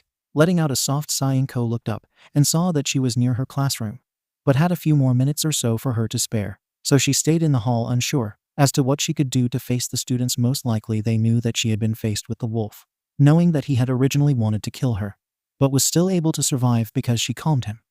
The only one to have been able to do such a task. But at the same time, they would most likely torment her in some other form. Looking up toward the ceiling, the young woman let out a groan before looking toward the door. There was so many things that she could have done, but no matter what, being a coward was not one of the choices that she could or should make in such a situation. Shaking her head, Inko started to make her way into the classroom once again. Yet the moment the door opened, everyone went dead silent, just staring at her, though not with a leer. Okay, maybe a sneer here and there, but nothing that she could control, sadly, or at the very least ignore all that much. Taking a deep breath, hoping to calm and steel her nerves, the young woman started to walk on ahead, She could make out a few people whispering about her again, though this time it had nothing to do with her having no familiar. It did involve her, but it also involved the wolf, how she had been able to survive such a task, but also how she had managed to tame the feral demon in such a manner, or even how she had even managed to keep him calm during the whole trip here. So many questions they had. But they wouldn't get any answers from her after all the time they had tormented her. Why would they get any kind of answers from her? May as well get a small bit of payback. Even if it was small to say the least. Hey Inko, how did you do it? Inko frowned and raised an eyebrow at her fellow student, a little confused before she could even ask. They went on. How could you of all people escape a powerful demon when no one else could? What makes you so special? Blinking her green eyes, the young woman wanted to speak, but again was interrupted. It would have been better for everyone if it had killed you. After all, you are annoying to everyone, you are not important, and you are just so pathetic. Inko felt tears prickling at her eyes before she could speak. The student yelped out in shock as a familiar cloth wrapped itself around the student and pulled him through the aisle and right smack into 𝗬𝗪, his eyes ablaze in a red hue, as he used his special ability, canceling the target's magical abilities. Inko was able to do such a thing because she has a kind heart, while you only care about yourself, your own abilities, and the fact that you have a familiar you should remember. 𝗬𝗪 then had his big grin on his face, one that creeped people out. She was able to tame a demon that no one else could, was able to get that demon to come to the school for help, and whom only wants her company. If I recall, you tried to touch the wolf despite its own warnings, and it snapped at you. The student gulped, but remained silent. Now next time I hear you talking shit about my friend, I'll make sure you are kicked out, or that you face a nightmare again and again for the rest of your days. You don't know dark magic, the student said, fear lacing his words. For my friends, I'm willing to dab into dark magic. Don't tempt me. With that, the raven-haired man released his target and started to make his way to Inko, grabbing her arm, and started to walk with her to their seats, patting the green-haired woman's back, hoping that would calm her down, even just a little. To be honest, Inko was grateful for having a friend like 𝗬𝗪, though she just couldn't believe that a fellow student would ever say that to her, that they had hoped that the demon, the wolf, had killed her. Don't worry Inko, I'll bring this up to the headmaster. Hell, have something done about such a thing. He doesn't like students tormenting others. But what about you? Inko said with concern. Oh, I only made a simple threat. What he said was out of line, so I'll just get a slap on the wrist. Again, Inko could only shake her head, a small laugh escaping her. Though she could really use the laugh right now, couldn't she? Giving her friend a small smile. They sat down as she covered her face with her hands, hoping to calm herself down, disappointed that she couldn't use her own spell on herself. But sadly, it doesn't work that way all the time. Some spells work fine with others, can even use them on yourself. But then there are the few spells that you can't use on yourself, because, well, it just simply didn't work. You owe me more cat cookies, by the way, 𝗬𝗪 mumbled under his breath, making Inko giggle a little. Okay, I'll bake some this weekend, she said with a small smile on her face. Though honestly, she just wanted this to be over and done with. Just wanting school to be done for the weekend, so she could relax to the best of her abilities, wanting to forget about everything that had happened during the last couple days, as well as the students whom thought that they could torment her because of something that she hadn't even meant to happen. Then the fact that they had still tried to get the wolf to be their familiar. So have you thought about what I said? Asked 𝗬𝗪. I have. I'll try to visit the wolf on the first break. I want to check on him at least. But I still haven't decided on if I should have him as my familiar or not. I'm just not sure if it is even something that he would even want in the first place, Inko said with a soft sigh, turning to her friend, as he just gave her a bland stare. Not that he wasn't paying attention, more like he was just thinking about something. I'm still rather curious. From what I have heard from Gran Torino, the wolf was rather attached or clingy to you. I wonder if he had built some kind of dependency or instant connection to you, 𝗬𝗪 mumbled as he leaned against his seat and seemed to be in deep thought. What do you mean instant connection? Some demons can make some kind of instant connection. It could be any matter of things. Some demons do it if they find someone they want to help, someone they feel could have potential, or in other cases, a romantic connection. But that itself is also hard to say. He shrugged as he looked at Inko and gave her a small frown. There is no telling what it could have been until the demon speaks to you. If he has seen potential within you, then he may be the familiar that you were meant to have. Inko, don't let such an opportunity escape you. Then he added, though it could also still be that he wants to return the favor for helping him when no one else would. Inko blinked her green eyes in shock, but all she could do was nod slowly. Maybe she'll have to think about this some more. After all, as class started, Inko couldn't help but think about the wolf. Her mind wandered, hoping and praying that the wolf was all right. She couldn't help but feel concerned, thinking that something was going to end up going wrong with the wolf. God, what was she to call him anyway? It just seemed wrong to call him wolf all the time. There had to be something that she could call him, wasn't there? What could I call him till I can get a name out of him, thought Inko with a frown on her face. Letting out a soft sigh, the young woman looked down at the teacher Gran Torino, who was going over legends of wizards, witches, demons, gods, and the like. She wouldn't lie, there had been a few legendary figures in the course of magical history, though it made her a little curious as to what kind of lives they had lived in before becoming legendary. So many things going through her thoughts. As well as the wolf, it was jumbling her thoughts with so many topics at once that it almost gave her a headache. Just as she was about to take down some notes, the door slammed open and came one of the healing assistants, causing the teacher to pause in his lecture. "What's the matter?" asked 𝗵𝗃𝗄𝗧. "Is 𝗵𝗃𝗃𝗁 here? I am 𝗵𝗃𝗃," causing everyone to mumble to themselves, rather confused as to why the healer's assistant would need her for, well, anything. The healer, a young woman, looked up at Inko with wide, fearful eyes as she said with wild panic, "It's the demon wolf. He's acting wild and out of control. Recovery girl told me to come and get you right away. Please follow me and hurry." With that, the healer ran out of the room. "Go, Inko," shouted 𝗵𝗃𝗄𝗧. Leaving her things behind, Inko ran down the aisle of seats and started to make a mad dash out of the room. What could be wrong? What had caused the wolf to act out of control already? It just didn't make any kind of sense to her. Though she knew that she had to check on him, had to make sure that he was okay. Maybe there was something more that she could do for them to help them when it came his, anger problems, feral problem. She had no idea, but knew that she had to do something. What if he hurt someone by accident? That wouldn't be good and most likely end up with them killing him just so he wouldn't hurt anyone again. The mere thought itself was enough to cause her to go into a panic herself. Picking up the pace, the young woman ran around the corner, skidding on her feet, nearly slamming herself into the wall before continuing with her run. It didn't take much longer to get to the healer's room. The moment she got into the doorway, she saw Recovery Girl on the floor, a small cut on her forearm, most likely from his claws. But that was beside the point. Slowly, she lifted her gaze onto the wolf, who was standing on all four legs, his body trembling, eyes aglow with a hint of a reddish glow to them. Removing the blue from his eyes for the time being, fangs bared, dripping in saliva, as if he was salivating at the mere idea of eating a poor old woman. Yet the thing that got to her was seeing the blood just oozing from his injuries.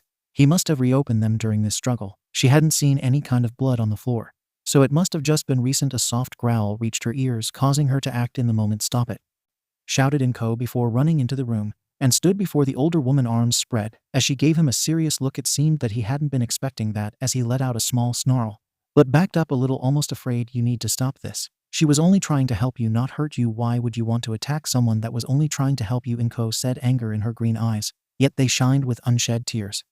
Her own body trembled, though, with the thought of the wolf not being in the right state of mind, and would try to attack her without knowing that she had helped him before. Yet what the wolf did next surprised her. The red faded from his eyes, replaced with blue once again before he laid on the ground. He let out a soft whimper and a whine before gazing up at her, eyes filled with regret, as if he was sorry for angering her. Her, of all people. What made her so special that he felt like he had to be sorry for upsetting her? Turning back to Recovery Girl, Inko helped her up as she asked, "Are you okay?" "I'm fine, thank you, dear," Recovery Girl said with a smile before making her way over to the cabinet and pulled out some gauze to wrap up her arm from the cut. "I don't know what had happened, but I was just finishing up with trying to take out the stitching to replace them, since it seemed he had removed or tried to remove them," shaking her head a little, she added. "After that, he just seemed to have lost it. That was when I told my assistant to go and get you. Figured since you kept him calm yesterday, that you would be able to do so again today. So that was why they got her." Turning back to the wolf, Inko couldn't help but frown a little, that he would have freaked out so quickly yet calmed down just as easily just by her presence. Making her way back to the wolf, she knelt in front of him, asking, "Are you okay now? Are you calm enough to let Recovery Girl help you?" The wolf just looked up at her, letting out a small whimper. "Just keep him there, dear. I'll tend to him from there. Though I will have to go over a few things with you now, it seems," said the older woman, causing Inko to frown a little in confusion. Reaching out, Inko started to pet the wolf, which seemed to have caused his whimpers to cease, as he just smiled and leaned against Inko's hand, causing the young girl to smile back at him.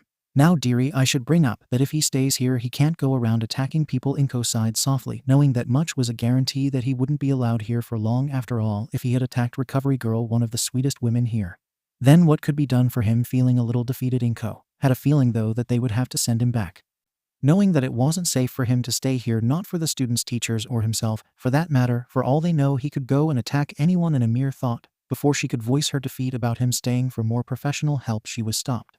"But it seems that he is able to remain calm so long as you are in his presence." Inko blinked at that little bit of information.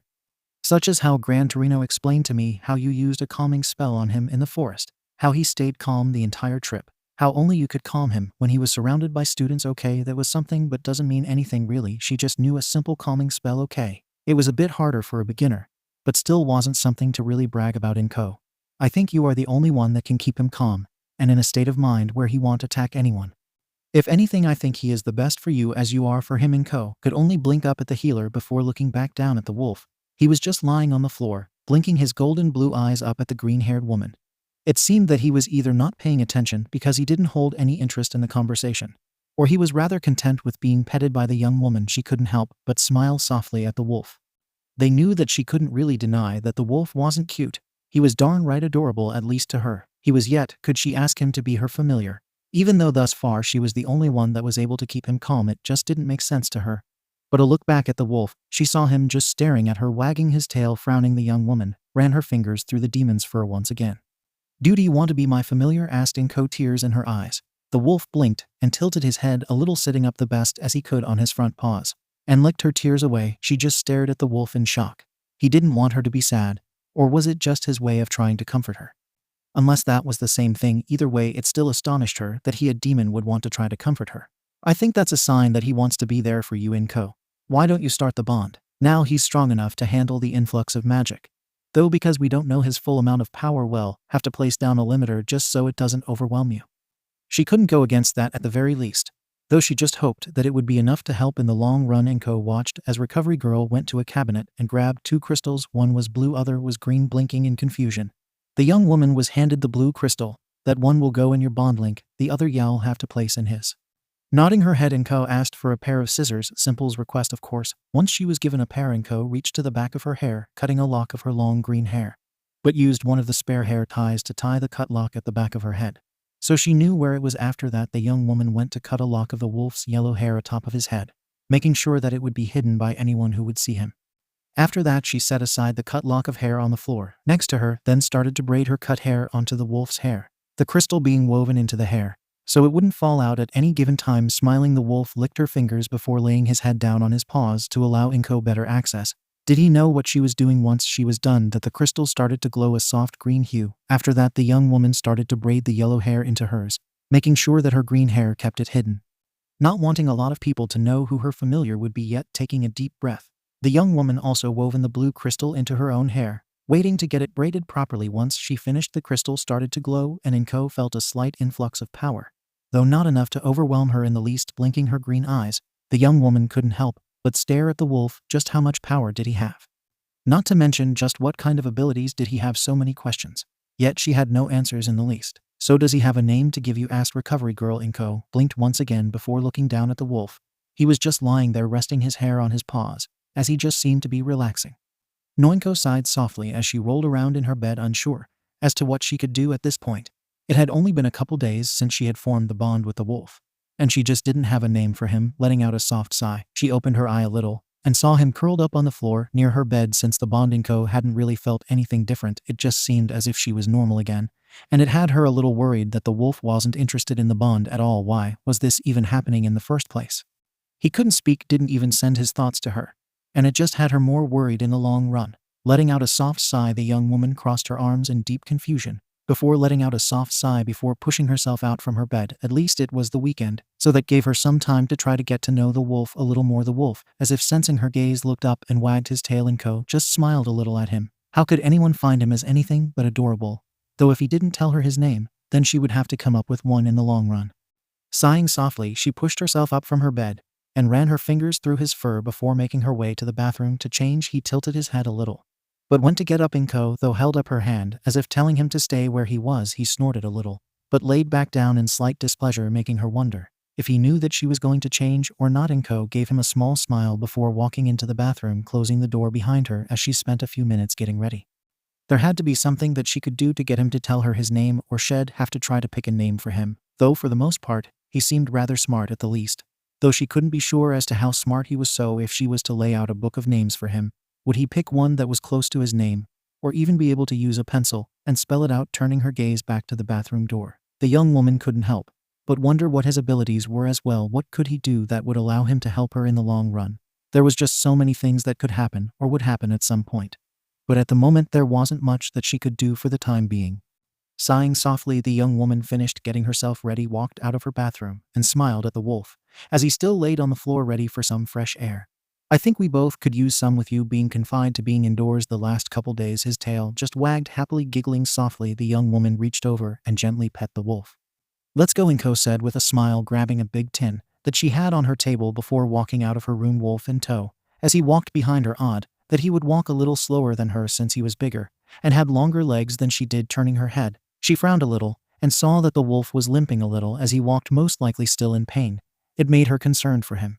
Making her way over to him, she carefully pet him as she asked, "Do you just want to stay in the room? Instead, if you are still hurt, you don't have to push yourself." The wolf, though, just looked at her and shook his head. "Wait." He gave her an actual answer, staring at him with wide eyes. The young woman knelt in front of him a little more as she asked, Do you understand me?" The wolf blinked his blue eyes at her and tilted his head. Did that mean that it was just some kind of fluke? Letting out a soft sigh, the young woman pushed herself back up and started to make her way back toward the main doorway. To get outside, the young woman hummed as she held the door open to allow her new familiar outside. He squinted his eyes a little before pushing himself out of the doorway. "Well, so sit in the shade. I'm sure we can find a nice spot for us," Inko said with a smile on her face. He just snorted a little, only to sneeze before walking on ahead, sniffing the air as he tried to find a place to sit down and relax. Inko gently ran her fingers through his fur before following him. May as well let him pick. He was the one that was still sore. Giggling, he found a cherry blossom tree and laid down under the tree. The cherry blossoms blowing gently in the wind, a few of them falling onto his fur, even a few of them falling onto her head. Once she was sure that he was comfortable, Inko sat down with him, making sure that she wasn't leaning on him so she wouldn't disturb his rest. Turning her gaze over at the wolf, she saw that he seemed rather relaxed for the most part, unless it was some kind of front. Yet the one thing that still concerned her was that she still had yet to sense anything from him. Not a thought, pain, feelings, magic, nothing. Was that normal? Or was it because the bond was still rather fresh and new, so hadn't had a chance to adjust yet? Though could be anything at this point. But she still had no idea what it could be anymore. Maybe she needed to ask 𝗬𝗪 or something. Maybe he would know he was smart after all. "Hey, Inko," called a voice, causing her to look up and blink her green eyes at her in shock. Standing in front of her was a tall man with long blonde hair that was gelled back, nearly sticking out from the back of his head. He also had on a pair of sunglasses that hid his green eyes from view, and wore simple clothes, actually white shirt with orange sleeves and black pants with matching black fingerless gloves. Blinking her eyes, Inko calmly said, "Hello, 𝗧𝗵𝗲, what brings you by?" "Just saw you sitting out here and wanted to say hi," 𝗧𝗵𝗲 said with a smile on his face before sitting down with her. He looked over at the wolf and frowned a little. "Is this your new familiar?" he asked, sounding rather curious. "Yeah, he is," Inko replied, gently petting the wolf, who wagged his tail in his sleep. "What's his name?" asked the blonde man. Not really sure. He won't tell me his name. Or he is unable to," Inko replied with a sigh before looking up at the blonde-haired man. And looked up. The young woman looked at 𝗧𝗵𝗲 with sadness in her eyes before looking over at the wolf. "I don't know his name. I want to know his name. But I have no idea how to get him to tell me." 𝗧𝗵𝗲 frowned a little before tilting his own head before looking down at the wolf. "If that's the case, I could ask 𝗬𝗪𝗔 a wolf, so maybe that would help with some kind of communication," 𝗧𝗵𝗲 offered, making Inko stare at him with shock in her green eyes. Would that even work? What if he didn't even talk to her? Because he still didn't really trust people yet. Oh dear lord. What if she would have to pick out a name, and one that he would end up hating afterwards? It couldn't hurt to try, Inko. What could you lose at this point? 𝗧𝗵𝗲 pointed out with a small yet kind smile on his face. He had a point. What did she have to lose in the first place? Letting out a soft sigh, she nodded her head. 𝗧𝗵𝗲 of course grinned before he placed his index and thumb into his mouth and blew to her. It sounded like no sound was being emitted from the blonde. But really that was part of his spell, a spell that he had created himself to alert his familiar 𝗬𝗪𝗧 to come to his aid. Or to at the very least come when he needed her. No one ever knew what he was doing until he had already let out a noise, a sound that was so high in sound frequency that only 𝗬𝗪𝗧 could hear it. "She should be here in a bit." "Oh, did you bring cookies?" asked the blonde, his eyes sparkling in shock. And on nodding, Inko explained to the blonde that she had promised 𝗬𝗪𝗧 some cat-shaped cookies for all that he's done for her the last couple days, how he's been helping her with the bullies, even to the point that he swore that he'd dab into dark magic just to protect his friends. 𝗧𝗵𝗲's expression, it turned rather dreamy as he thought about the raven-haired man. Inko of course knew that 𝗧𝗵𝗲 had an obvious crush on the raven-haired man. Everyone knew about it. Or at least people who knew 𝗧𝗵𝗲 knew about it. Everyone but 𝗬𝗪 at the very least. He didn't know that 𝗧𝗵𝗲 had a serious crush on him, only that 𝗧𝗵𝗲 was a little flirty with him. But that was it. Yet Inko knew that 𝗬𝗪 felt something for the loud blonde, but wouldn't act upon it. Most likely due to how he was raised at the time, and feared his own feelings at the time. Inko, though, knew that she wanted to set them up. But right now she had no idea on how to even do such a thing in the first place. Before she could even say anything, a cloth zipped forward, catching everyone off guard. Even the wolf snarled a little from the quick action, and looked up. The cloth had wrapped itself around the tin, and pulled it away from the little group, and into 𝗬𝗪𝗧's awaiting hands. "Sup," was all he said before opening the tin and started to nibble away at the cookies. "Don't scare me like that," Inko nearly cried out, though her main focus was to calm down the wolf from the slight scare. "Sorry. But you know me, Inko, I can't resist these cookies of yours," he said with his big grin on his face. Inko, of course, just laughed a little, yet still petting the wolf. As he started to settle down, 𝗧𝗵𝗲 blushed, before looking away from 𝗬𝗪, most likely trying to get his composure back in order before he would interact with the raven-haired man. "So what are you two talking about in the first place?" asked 𝗬𝗪, as he took a seat next to Inko, his tired eyes looking between them for the time being before going back to his treats. "Well, 𝗧𝗵𝗲 offered to help me get a name for my familiar. Or at the very least, why I don't feel anything from the bond. Yet I'm worried that he's not taken to the bond, or there is something else wrong with it." Inko replied with a soft sigh, still petting the wolf, who licked at her fingers and nuzzled her to the best of his abilities. 𝗬𝗪 hummed a little in thought. Maybe he had another theory, though he just shrugged a little, still deep in thought, before going back to his treats. "Of course, he'd be a little too distracted by the cat-shaped cookies.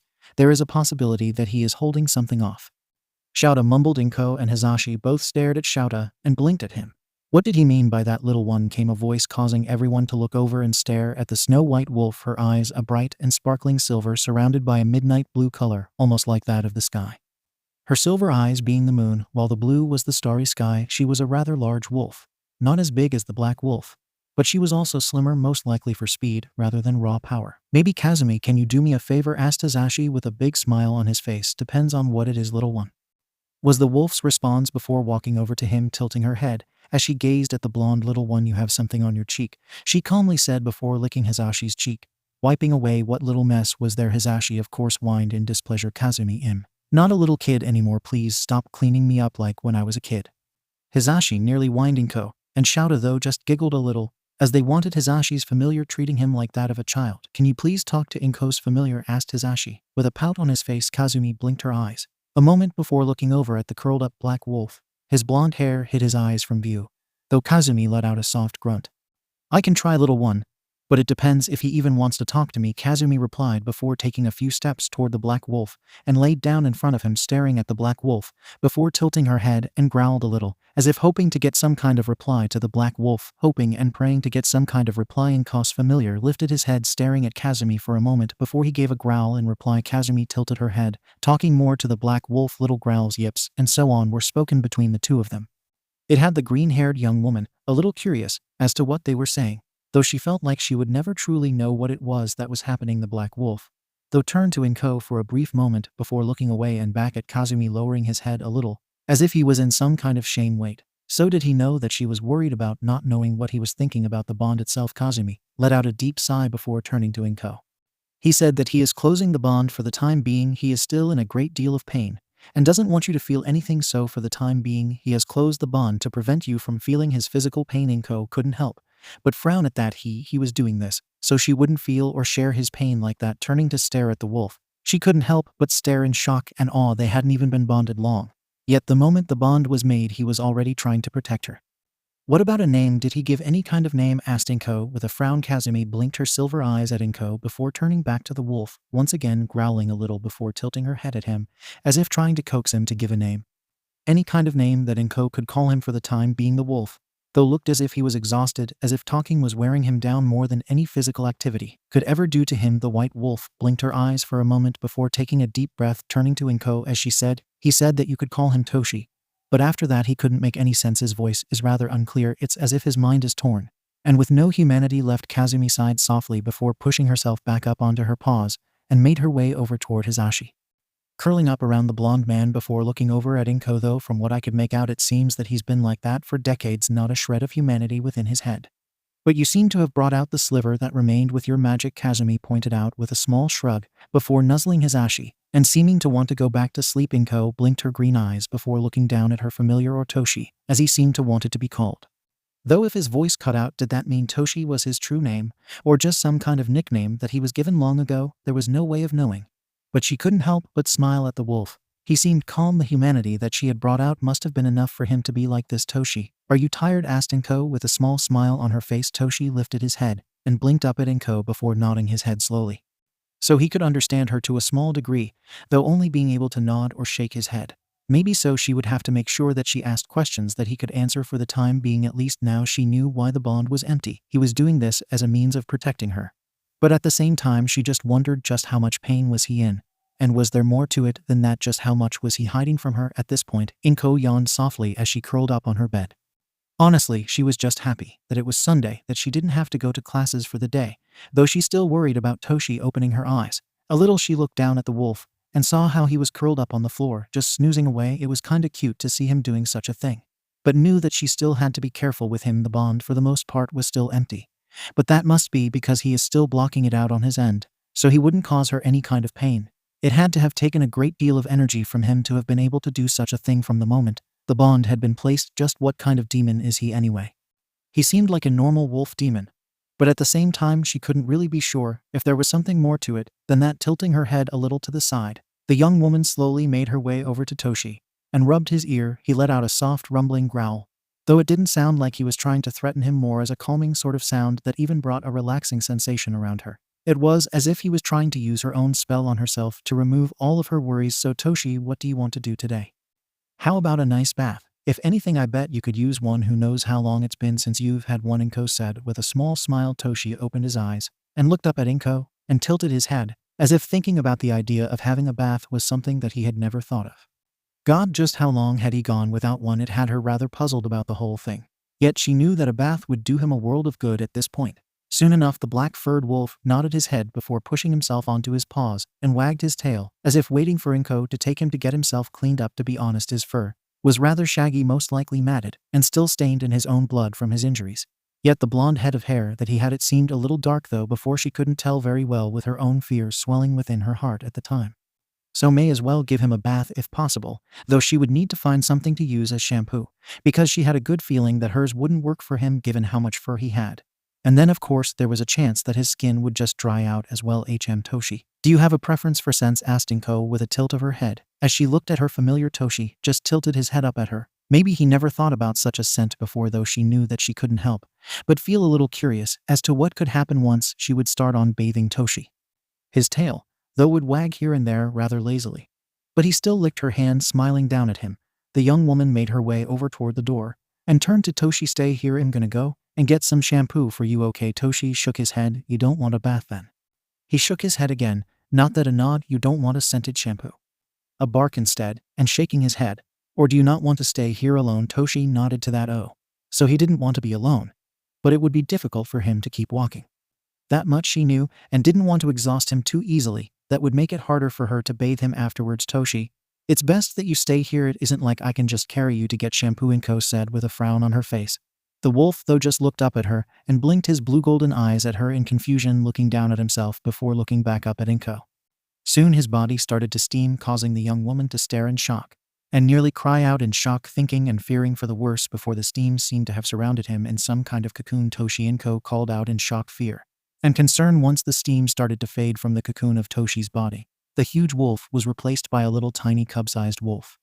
Big blue eyes looking up at Inko, looking so darn adorable. Inko couldn't help but stare at him in shock and awe. To be honest, she never knew that familiars could shrink like this, though she knew that they could shrink a little bit, maybe a third of their size, to make it easier, since most familiars are either average size animals like cats and dogs. But a giant wolf like Toshi, he shrunk more than half his size just so he could be small enough for her to carry him, covering her mouth in shock, trying to keep herself from squealing from how adorable Toshi looked right now. How was it that he could shrink this much and still seem so adorable at the same time? How was all she could manage to say, unable to even speak before shaking her head, and knelt on the floor, sitting on her knees as she placed her hands on her legs, just staring at Toshi. He just looked at her, tilting his head to the side as he gazed at her, as if wondering if she was upset or confused about the whole thing. About this, honestly, Inko didn't really know what to say or do about this, but at the same time she wasn't mad about this at all. In all honesty, the young woman just wasn't sure how to adjust to this. After all, Inko had been so used to him being so big. Toshi lowered his head, as well as his ears, before looking down at the floor. That had alert Inko, causing her to frown before carefully lifting Toshi into her arms and set him on her lap. Toshi, of course, looked up at her, ears still lowered, as he gazed up at the green-haired woman. Not mad, Toshi. This just surprised me. I've never seen a familiar shrinking their size that much before. Nor on how they do it, since I've never seen it before. His ears perked a little at that. Seemed that had calmed him down a little, making her smile a little. Okay, let's go have a bath. Okay, Toshi. This will make it a lot easier for me to bathe you. His tail started to wag at the idea for that one. Inko giggled a little before lifting her familiar into her arms and started to walk on through the hall, wanting to make sure that she had Toshi secure in her arms. The young woman hummed softly as she started to think about the kinds of shampoo and conditioner she could use for Toshi. So many choices. Though she wondered how long he could stay in this size. Was there a limit? Or was this something that he can hold on to for as long as he wanted to? There was no way of knowing what would or could happen, though she knew that this was just another learning experience. After all, there was still so much that she still had to learn about Toshi and his abilities, even though she had, for the most part, only learned about the one ability for sure. The other, the one involving flames, it made her a little confusing as she had yet to see that one again. Maybe that was just an illusion. Hard to say, though. Knew that it couldn't have been. There aren't many demons known to make illusions. Taking a deep breath, the young woman made her way to the little store. The college had a nice selection for products that could be used for your familiars, even for demons based on their types, abilities, class, and so on. Though for the time being, she didn't know much about him before letting out a soft sigh as she wondered what kind of demon Toshi was. He still hasn't told her much of anything, and for the most part, it made her think that maybe he never would open the link. Was there something more that was bothering him? Or was it something else? Letting out a soft sigh, the young woman didn't think that she would get any kind of answers for a while yet. After all, Toshi was only willing to tell Kazumi what his name was, and not much else. Well, that, and why he kept the link on his end closed. Once reaching the shampoo, the young woman couldn't help but smile at the selection. Looking down at Toshi, she asked, "Which one do you want?" Toshi tilted his head to the side before squirming a bit in Inko's hold and jump out of her arms before landing on the floor. He would look at the bottles, sniffing at each one, before he managed to clamp his little fangs onto the bottle and brought it over to Inko, sitting down, his tail wagging behind him as he looked up at her with a smile. Well, Inko could only assume it's a smile from the way he was looking at her carefully. She took the bottle from him and carefully looked it over. It was definitely good for messy fur like his. It was. Was this jasmine scented? Looking down at him, Inko asked, "You like jasmine?" A little yip was her answer, as well as a wag of his tail. Inko could only giggle at the wolf before carefully picking him up and made her way over to the counter, paid for the shampoo, and started to make her way back. Toshi was cuddled up in Inko's arms, most likely just happy that he could be carried like this. Just how long was he able to stay in this form? If she was honest, she just hoped that he could stay this small long enough to give him a proper bath. Though really she wasn't sure what she could do. "Are you able to stay in that form?" Toshi asked Inko with a tilt of her head. The little wolf just peeked up at her and tilted his head back at her before nodding and gave a happy yip. Inko wanted to squeal at how adorable that was. Yet before she could even get back to the dorms, someone stepped in her path, glaring down at her with a smirk. "Hello, Inko." "Oh." It was the guy that was in her class talking down to her before 𝗧𝗪𝗏 stepped in. "Is that your familiar?" he asked in surprise. His eyes even showed the shock that he was most likely feeling at the moment. "Wasn't he a lot bigger?" he said in shock, only to start laughing. Inko couldn't help but glare at him. "What do you want?" she asked, tapping her foot as she was in a hurry to get back to her dorm. "I wanted to try to take your familiar myself, but now I just feel bad for you. He's puny now." "What did you do to him? Make him think that he needs to be tiny in order to protect you?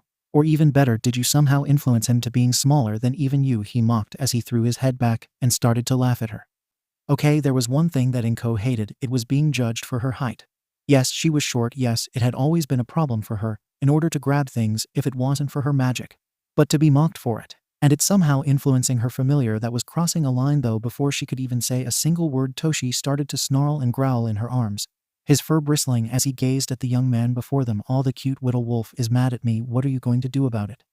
mocked the young man. Toshi jumped from Inko's arm, steam forming around his body. As he landed, the steam faded, and there was Toshi, his giant wolf body that was even bigger than before. He snarled, flames starting to circle around him, as if getting ready to attack. Inko couldn't see his eyes, but she could somehow sense the anger that was flowing through him. As for the young man, he yelped in shock and fear as he fell onto his butt. Toshi took a step toward him, his eyes aglow with his anger. "Call him off," shouted the student. "No, what?" Inko crossed her arms as she glared at him. "I have done nothing to you since I started at this college, and all you've done is torment and pick on me, and tried to hurt Toshi when Gran Torino and I were bringing him, then of course insulted me time and again." The young woman wasn't really going to allow Toshi to hurt him. But maybe if he got the hint that she wasn't going to allow him to pick on her anymore, maybe he'll get the hint to leave her alone now. "Just call him off, not until you apologize, okay? I'm sorry." "Like you mean it, jerk." Inko glared more at him. Her green eyes even seemed darker than usual. Though really this was just a buildup of all the bullying that she had gone through till now. "Fine, I am sorry for being a jerk. I'm sorry for being an ass. Just please call him off," he said, fear lacing his words as Toshi took another step, his jaws snapping, saliva dripping from his fangs as he snarled. "Okay, Toshi, you can stop now," Inko called. Though it seemed that Toshi didn't listen, the flames still sparked and flickered around his body. Had he reverted to being feral again? Carefully, Inko made her way toward the wolf and gently ran her fingers through his fur. The wolf blinked, his jaws snapped shut before he turned back toward Inko and tilted his head to the side at her. "It's okay, Toshi, just leave him be. He's just not worth it." Inko gave him a small smile, petting him as she used her magic to calm him down some more. "Now, let's just go and give you a bath, okay?" His tail wagged at that idea. He yipped before steam bellowed from his being before it disappeared, allowing his tiny form to appear and jump into Inko's awaiting arms. She smiled down at Toshi and kissed his forehead. When she gazed down at him, she thought that she could see a faint blush on his cheeks. But as quickly as it had appeared, it had disappeared. After that, the young woman started to make her way back toward her room, while humming to herself, yet as she walked she couldn't help but think about what had just happened. Toshi had just jumped in without a second thought when she had been talked down to. Though then again, he was also insulting Toshi, so maybe the wolf had felt threatened, or he wanted to protect Inko. There was no way of knowing what it was that was happening, though she knew that she had to keep Toshi calm. After all, he hadn't listened to her when she tried to call him off, but had calmed down the moment she had came in contact with him, even before her magic came in contact with the wolf. Was there something more to the wolf than she thought? But then again, there was so much more to Toshi than anyone could know. After all, he was unknown still to everyone, and hadn't been checked as to what kind of demon he was other than being able to use flames. Letting out a soft sigh, the young woman looked down at the wolf, who was just snuggling with her. It almost seemed as if he had split personalities, docile and feral. Right now he was so calm and gentle, and she was able to keep him that way, so there had to be a way for that. There had to be something that was making it that way for him. Was it just her, or her magic altogether? She couldn't really be sure, though honestly Inko just wondered what kind of power and magic did Toshi even possess at all. There was just no way of knowing what it was, though knew that he would show her at some point, even if it was by accident, or even on purpose, such as during training. Taking a deep breath, the young woman made her way to her room and set Toshi on the bed before getting the bathroom set up for him. Yet as she looked out to the bedroom from the bathroom, she just couldn't help but allow her thoughts to wander a little before letting out a soft sigh and started to get the tub set up.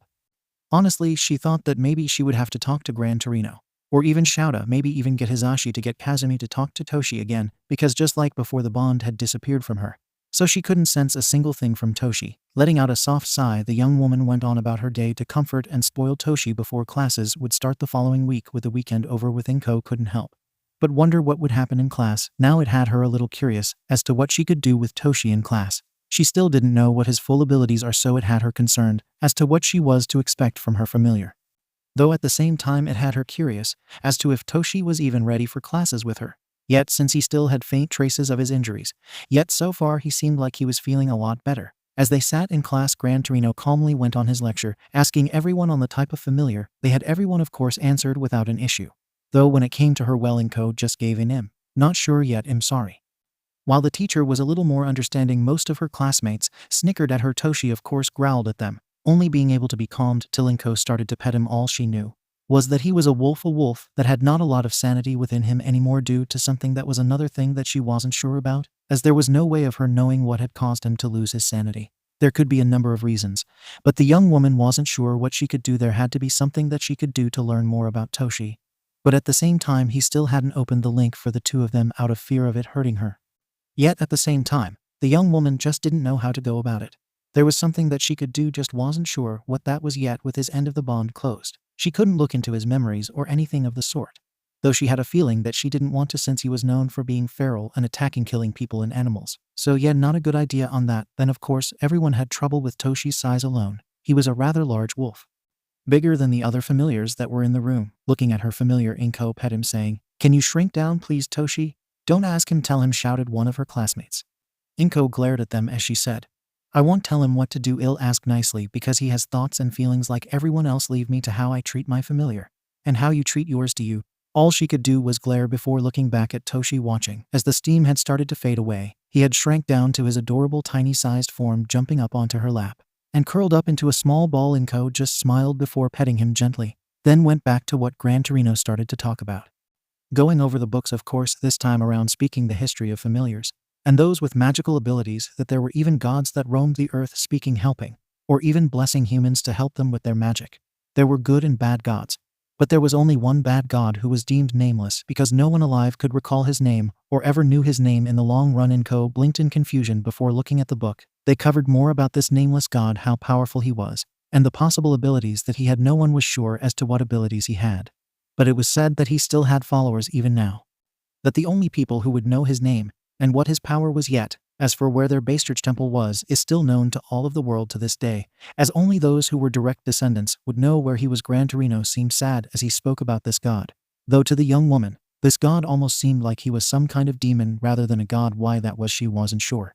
And it had her a little curious as to who this god was in the first place. Suddenly a new feeling overcame her. It was as if she had some kind of tunnel vision. Everything started to fade for Inko: sound, sight, touch.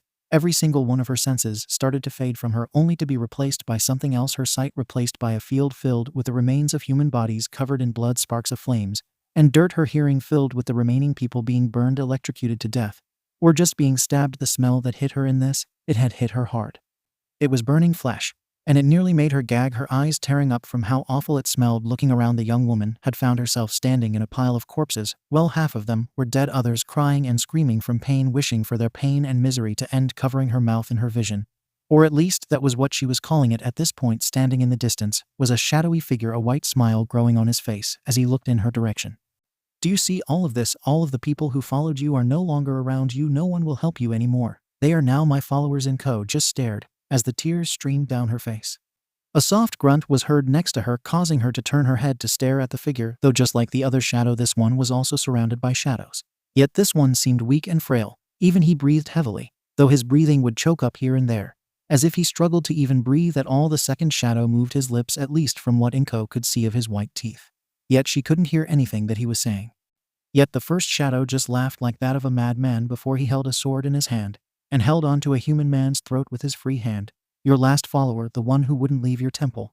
This will serve as a sign to those who would dare even attempt to follow you ever again. Laughing once again, the second shadow looked like he shouted something before trying to rush to save the man, only to fail before falling onto the ground. The cries of the man echoed in her ears before he fell to the ground in a bloodied mess. Inko could only stare in shock as she felt rather sick to her stomach, covering her mouth, tears streaming down her face as she tried to force herself to get out of this mindscape, wanting to get away, wanting to erase this from her mind. But why wasn't she escaping? Why? Why? Inko shouted, a voice, one that she didn't recognize for the life of her. It seemed panicked, worried, scared. Why scared? What was going on here? Feeling something wet running up her cheek, Inko was rather confused as to what that was. Looking around, toughing her cheek, wondering where it was. Looking ahead, she saw one of the shadows looking at her, eyes staring back at her. Though before anything could be said, Inko felt herself being pulled away from this. Whatever this place actually was, her senses started to fade once again, only to be replaced by something more relaxing, comforting from what she could feel. Eyes fluttering open, she found herself in a white room, laying on something soft and very comfortable, almost feathery to the touch. Something fluffy was snuggled against her, gently licking her cheek, as if trying to rouse her from a dream. Turning her gaze over, the young woman saw Toshi, licking her cheek, his eyes seeming sad, concerned, and scared for her, giving him a small smile. The young woman reached up and gently ran her fingers through the wolf's furry head. He looked up at her, eyes looking worried at her. "I'm fine. I don't know what happened though," Inko calmly said with a frown on her face. What was it that she saw? It just didn't make sense to her. Though she knew that she had seen such an act for one reason, and one reason only, but just wasn't sure what it could have been, or what was the cause of such a thing in the first place.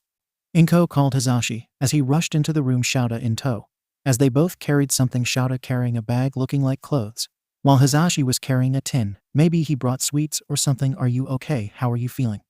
𝗧𝗵𝗲 nearly wailed in worry. "I'm fine. What happened?" asked 𝗧𝗵𝗲. I don't know.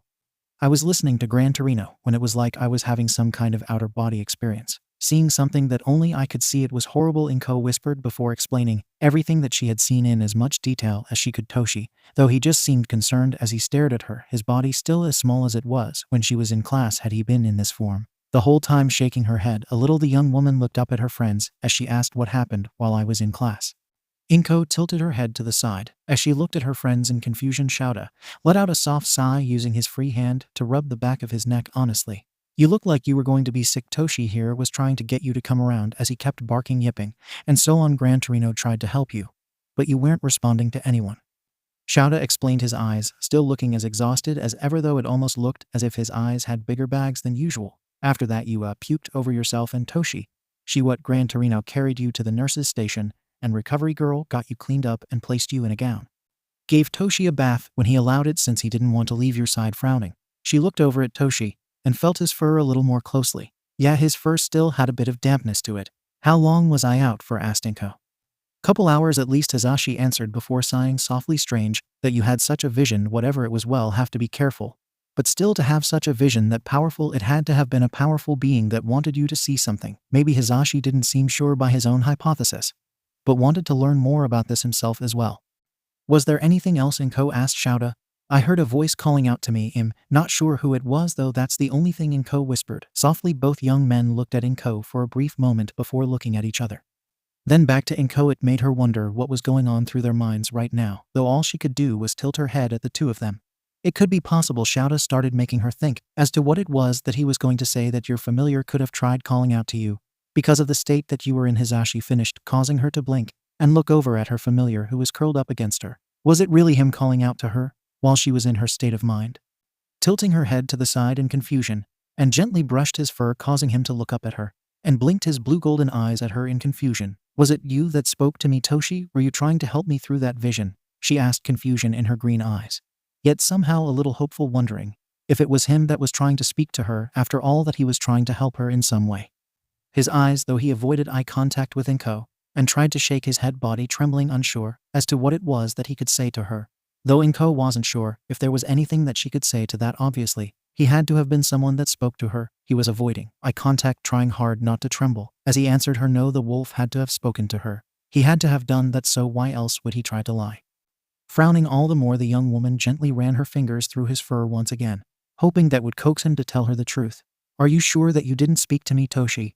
I know it was the voice of 𝗬𝗪 and 𝗧𝗪 talking to me, or at least calling out to me. Toshi blinked up at her and then looked away, ignoring her question as if he didn't want to speak anymore, or at least not want to answer her questions. Even with just simple nods or shakes of his head, Inko let out a soft sigh, not sure how she could get him to answer her. Though she ran her fingers through his fur once again, looking up at her friends, she asked, what am I to do? I can't talk to him. He won't talk to me due to him blocking the bond on his end. 𝗧𝗪 frowned as he crossed his arms in deep thought. He was normally good with coming up with ideas, though there was the odd time that they would blow up in his face, sometimes literally. Then he had a big grin on his face before looking over at 𝗬𝗪. Hey 𝗬𝗪, do you think it's possible to enchant the stones that Inko and Toshi have in their hair to be a limiter for his power? 𝗬𝗪 tiredly looked over at the blonde, as if he was trying to think what it was that the blonde had said to him. Blinking a couple times slowly, the young man looked back at Inko, as if calculating things on his own, wondering what it was that could work, though there was no way of knowing what it was that could help with the two to communicate, but still allow them to keep their own personal thoughts to themselves. It is possible, 𝗬𝗪 mumbled before shrugging his shoulders before looking over at the blonde once again. Inko just frowned a little in confusion, though it can have its drawbacks, such as Inko asked, well, you'd feel his emotions easier, know what he's thinking to a certain degree, and of course sometimes act upon those feelings. If he's mad, for example, and it's powerful enough, he could be rather grouchy, or even want to rip someone's head off, such as with him being feral. 𝗬𝗪 mumbled out his theory, which made her just tilt her head over to the side in confusion. That was a good idea. But for her to even react to his emotions, should they be strong enough, that was troubling. But knew that she wanted to know what it was that he was thinking. Looking up at her friends, she asked, is there a way to make sure that I don't react to his emotions? Well, I'm in most of your classes, so if it gets down to it, with me being in most of your classes, I could restrain you, and Gran Torino could even help you since you are his favorite student. 𝗬𝗪 answered with a nod to his idea as to what they could do to help. Looking down at Toshi, he was still snuggled up against her, and let out a soft sigh. I'll do it. I want to know what he is feeling, such as when he's hurt, angry, and so on. Inko answered, turning her gaze down toward Toshi with a small smile on her face, petting him gently as he just nuzzled against her hand with a soft sigh of content. 𝗬𝗪 and 𝗧𝗪 nodded their heads before 𝗬𝗪 made his way over to Inko. 𝗧𝗪 made his way toward Toshi. Each of the young men held onto the crystals in Inko's and Toshi's hair. With their free hands, 𝗧𝗪 and 𝗬𝗪 held onto the other before both closing their eyes, mumbling the spell. 𝗬𝗪 would say part of the spell and 𝗧𝗪 would repeat. Their bodies would glow in a bright white light. As they spoke, Inko could only watch in shock and awe as their hair floated upward above their heads. She was surprised that 𝗧𝗪's hair would do that, since he had it gelled back so thickly.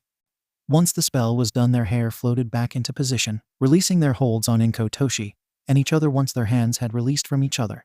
Though Inko felt something hitting her that she knew wasn't hers, turning her gaze over toward Toshi, she felt a great deal of concern hitting her. Toshi licked at Inko's hand and looked up at her. Toshi, you are concerned about me? She asked softly. The wolf would just nod his head before snuggling against her once again, and let out a soft sigh. It seemed though just knowing that she was okay had brought him some kind of relief. But it still made her a little happy knowing that she was okay, though the young woman just hoped that everything would be okay, and that she hadn't bitten off more than she could chew. The new spell for her bond had, for the most part, helped her to understand Toshi a little more, though she still didn't hear words, but only felt his emotions more than anything else. Though it still had her worried for Toshi, as she had no idea as to what could be troubling him. Gran Torino had even came to check on her to make sure nothing else had happened since the incident in his class. Sadly, one thing that bothered her the most was that a few students had been tormenting her a little more, mostly because she had thrown up from that so-called vision that she had that day that bothered her a great deal. So as she was sitting outside with her friends 𝗬𝗪 and 𝗧𝗵𝗲 as well as their familiars, they just sat around before their next class started. "So Inko, how is the spell so far? Have you felt anything influencing your own feelings?" asked 𝗧𝗵𝗲 as he pet 𝗧𝗵𝗲, looking up at her friends for a moment before looking back at Toshi and gave him a small smile, letting out a soft sigh. The young woman looked up at the blonde before saying, "Well, I just feel a more powerful concern than I would usually feel." "So that is something, but other than that, nothing that would put someone in danger or at risk?" 𝗬𝗪 and 𝗧𝗵𝗲 nodded to that. So far it had seemed that the spell was working for her, at least that was something, though she couldn't help but feel a little curious as to what would happen should Toshi go to his feral nature. Even for a moment would Inko lose herself to the feeling before she would even have time to even try to protect everyone from her own familiar. Though the raven-haired man just shrugged his shoulders as he said, "If anything, I'm sure you'll be fine. You are a strong woman." Inko gave her friend a small smile before looking back at Toshi. He seemed rather calm and relaxed. Though she still didn't know what he would do now, for the most part he was healed and able to move around without any restricted movement. So that was something for the most part, though from what she could sense from him, so far he was plotting something. What it was, she didn't know, and it almost had her worried. "Toshi, are you okay?" asked Inko. The wolf blinked his golden blue eyes up at her and tilted his head a little at her confusion was being sent her way through the bond, making her wonder if he was playing cute at this point. "You aren't planning something, are you?" she asked with a raised brow. Toshi shook his head at her before laying his head back on his paws.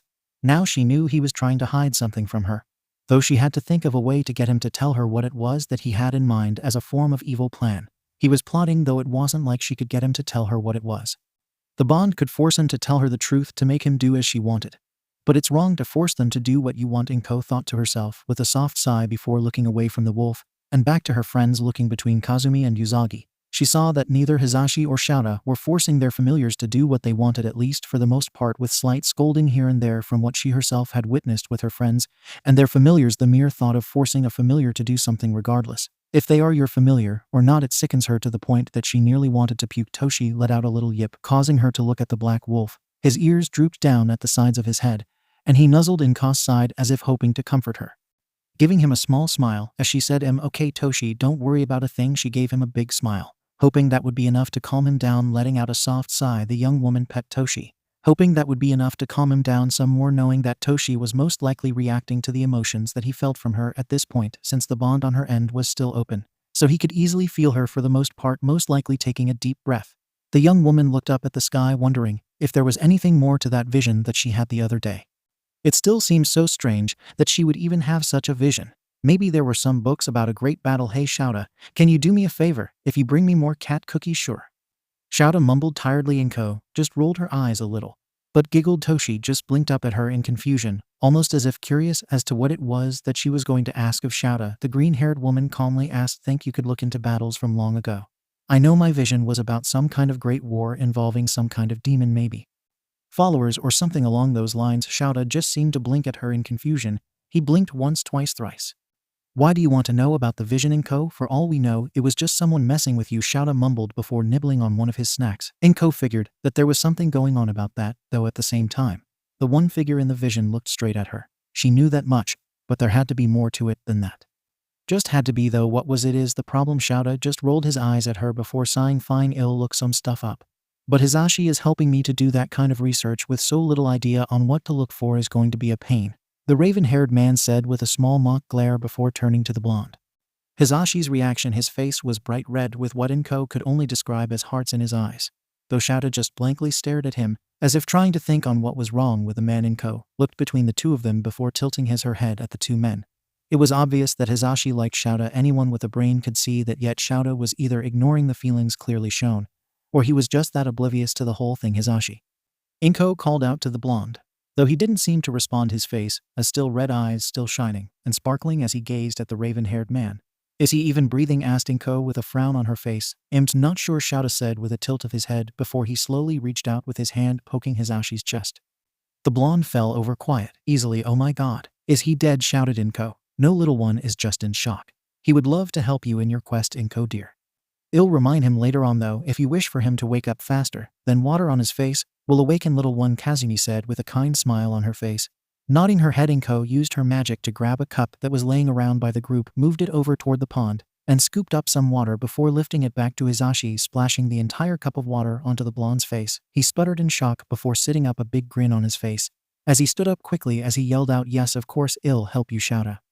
Everyone in the courtyard covered their ears as they made their way to class. Inko and 𝗬𝗪𝗓 had gone to a class about training with your familiar and their abilities. It is mostly as a means of learning of their abilities, rather than the types of powers. For example, most demons, regardless if they are the same race, they could still have one different power. But regardless, their powers and or abilities could still be very different at the same time, which made the class very important. A few students were a little nervous trying to get their familiars to use their abilities, though it still made her a little curious as to what 𝗬𝗪𝗓 could do himself. The only thing that she knew about was that he could shrink himself down before returning to normal size. Then of course the whole fire thing that he can do, though that was something that she had yet to see him doing. Some of the familiars can use fire, some can shape shift, and others can even use fire, and so on. Yet when they got to 𝗬𝗪𝗓, Inko was a little nervous as she gazed down at the wolf as he just looked up at her, as if asking for permission to use his power. "So 𝗵𝘃𝗲𝗏, what kind of power does your familiar have?" asked the teacher. Not really sure myself. I just got 𝗬𝗪𝗓 here, and not sure what he can do other than shrink. His other power I've only seen when he's angry." "Interesting," the teacher said before looking down at the wolf. Before looking back at Inko, "Can you ask him to display one of his powers?" Inko looked over at 𝗬𝗪𝗓 and frowned a little at him, wondering if he would even show his powers to her in the first place. "𝗬𝗪𝗓, can you show us an ability?" The wolf blinked a little at Inko before looking up at the teacher and tilted his head at the teacher. It seemed as if he was debating whether or not if he should show any of his powers. It made the young woman worry for her, thinking that this was the first sign of him rejecting her as his witch. Then 𝗬𝗪𝗓 nodded his head before looking at the teacher, lifting his paw, as if asking him to back up a bit. The teacher of course frowned a little at that, but did as the wolf asked, or at the very least requested. 𝗬𝗪𝗓's eyes glowed a bright gold mixed with the darkest of blues. The aura around the teacher seemed to have formed some kind of cloud of energy around him. The teacher seemed confused, but it all happened in seconds. But really it almost felt like minutes. The teacher's energy soon shot out and started to create a body of water before it started to surround him. The teacher started to panic and started to claw at the water, as if trying to get himself to break free. What the hell was going on? Looking down at 𝗬𝗪𝗓, Inko saw that he was laying down on the ground, as if nothing was happening. 𝗬𝗪𝗓, stop that now. He can't breathe. 𝗬𝗪𝗓 just blinked up at her. Yet he was still as calm as ever. He gave her a look, as if telling her to wait and watch. And it was then that Inko saw the water disappear, and the teacher falling to the ground, breathing in deeply, his eyes wide and fearful, having witnessed something terrible. And it made Inko wonder what had happened. "Mr. Okita," the man looked up. His graying hair almost seemed to have grown white in that moment. His goatee almost seemed to have thinned out on her before shaking her head. His body was trembling before he shook his head and looked up at Inko. "And the wolf, I can't believe it. He has fear illusion." What the entire class stated. Fear illusion is an ability that is very hard to master, and almost no demon possesses such an ability. It's as powerful as it is rare. Inko blinked in confusion. It can create anyone's worst fear into reality, or at least as close to reality as it can. "I almost felt like I was drowning and couldn't escape. It only lasts so long as the user doesn't put much magic in it," he calmly said before turning to Inko. His narrowed eyes almost seemed gleeful at the idea of this power, and it only made her nervous thinking such a thing. He nodded his head before looking over at Inko, as he calmly said, "Where did you find such a creature as this one?"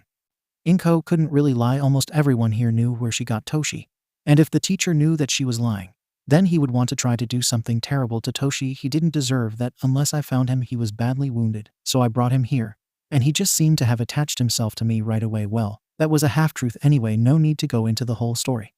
"Interesting," he whispered before grinning. That grin made Inko all the more nervous before he started to chuckle. "I'll have to look up on what kind of demon he is. Do you know what he is at all, 𝗵𝘃𝗧𝗏?" "No, he is actually still unknown to me and everyone else so far, though we're learning slowly to know what 𝗬𝗪𝗓 is." She gave the wolf a smile on her face. The wolf just wagged his tail and yipped up at her, nuzzling Inko's side as he let out a soft growl of contentment. It made her smile that her familiar was so cuddly. It was just so damn cute that he would do such a thing like this, even though he had displayed such a powerful yet fearful ability in more ways than one. Though it still had her curious as to what more the wolf could do, shrinking and your worst fears. It made her wonder what kind of demon he truly was, though knew that for now they had more work that they had to do in order to learn what 𝗬𝗪𝗓 was. But that would take time, And who knows how much time it would be till he reveals all of his powers to her. As for the rest of the class itself, everyone was still curious about the power that 𝗵𝗃𝗲 demonstrated. But there wasn't much that they could do now. All they could do was focus on their own familiars. Looking at the wolf, who was just relaxing on the floor once again, Inko couldn't help but just really stare at him. He didn't use much magic, because he didn't want the teacher to suffer long, because he only asked him to use the spell, or at least to show one of his magical abilities. It just made her puzzled. Was that his least powerful attack? Or was it the most powerful in his arsenal? Hey, did you know 𝗬𝗪 could do that? Asked 𝗬𝗪 with confusion in his dark eyes. When did he get over here? Inko thought to herself before looking at her friend. I didn't know at all, really. 𝗬𝗪 stared at Inko, as if he was trying to read her to see if she was lying to him, or not, only for him to let out a sigh. I guess that makes sense. He's been healing, so it would be rather difficult for him to show you any of his abilities.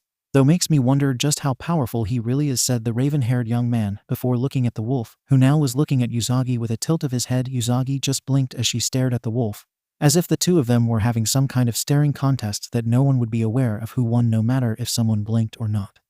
They just stared at each other. Wonder what 𝗬𝗪 is trying to say to him, 𝗬𝗪 mumbled. What do you mean? Asked Inko. Some demons like 𝗬𝗪 can communicate to demons through their thoughts. Though it also depends if the other demon is even interested in speaking, like how Kazumi was able to talk to 𝗬𝗪. But that was due to them both being wolves, 𝗬𝗪 explained before saying, come on 𝗬𝗪, leave him alone, or not. Catnip. 𝗬𝗪 said before jumping up onto 𝗬𝗪's shoulder, nuzzling him as she curled up to the best of her ability in his scarf. How can she fit in your scarf? Asked Inko with a frown. No idea, 𝗬𝗪 mumbled before walking away to get back to his own practice.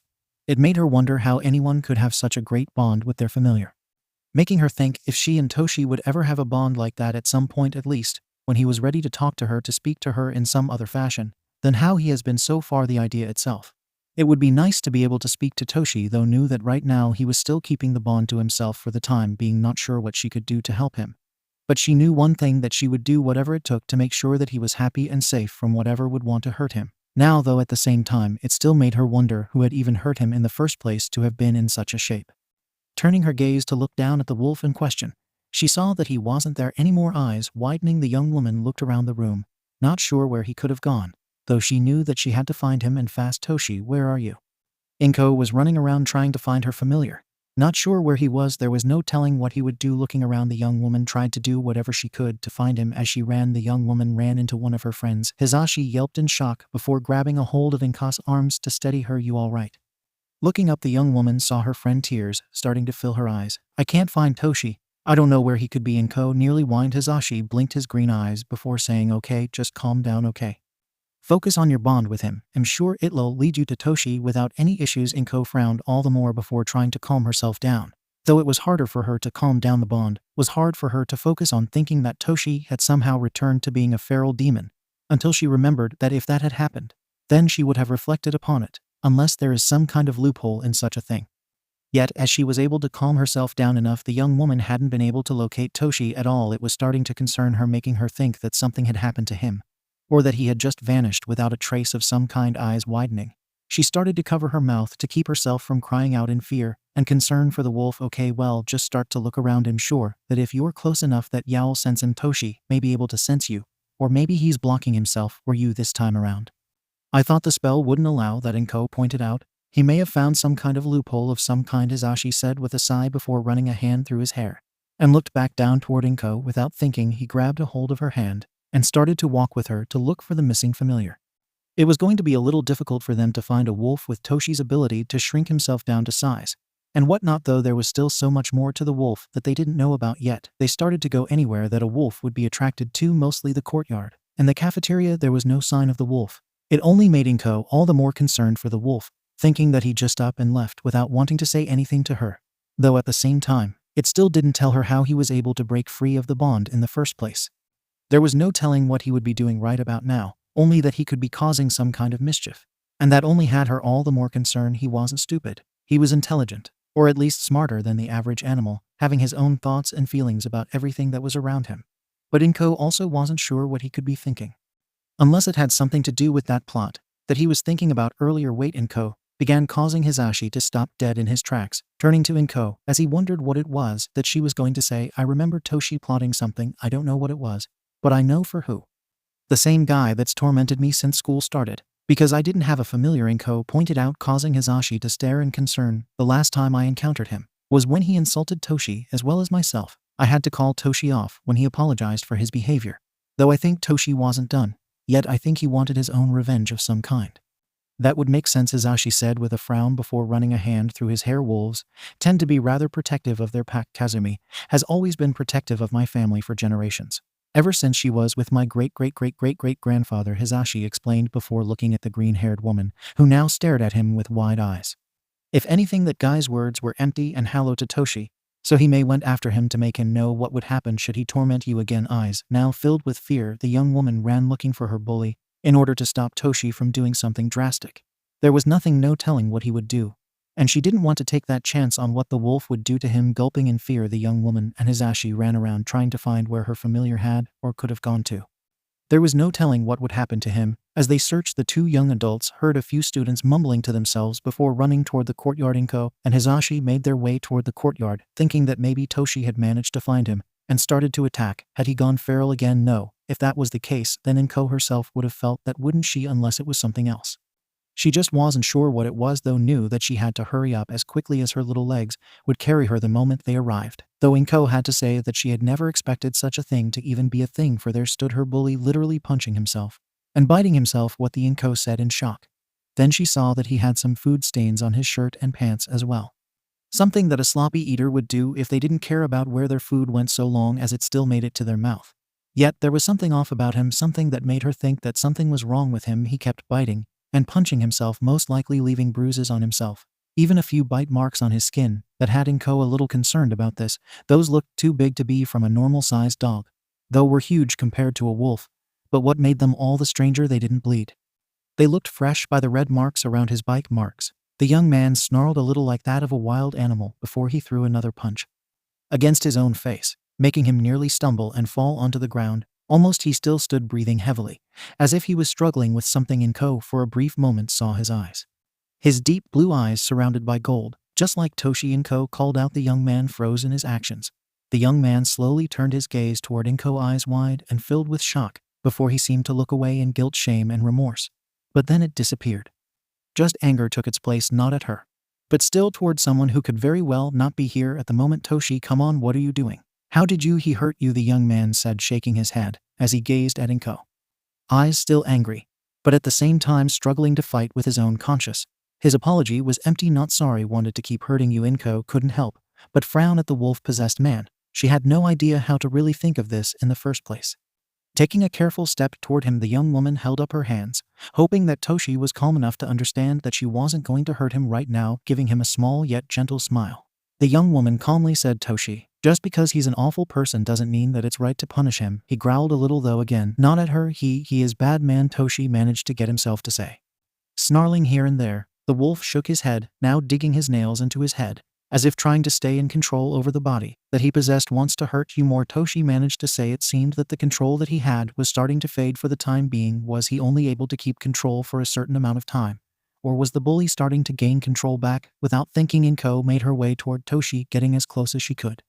He held his now shaky hand out with a trembling breath. Stay back, he mumbled, trying to regain composure before the young man hunched forward, arms now wrapped around his stomach, as he opened his mouth, most likely trying to throw up whatever contents was in his stomach.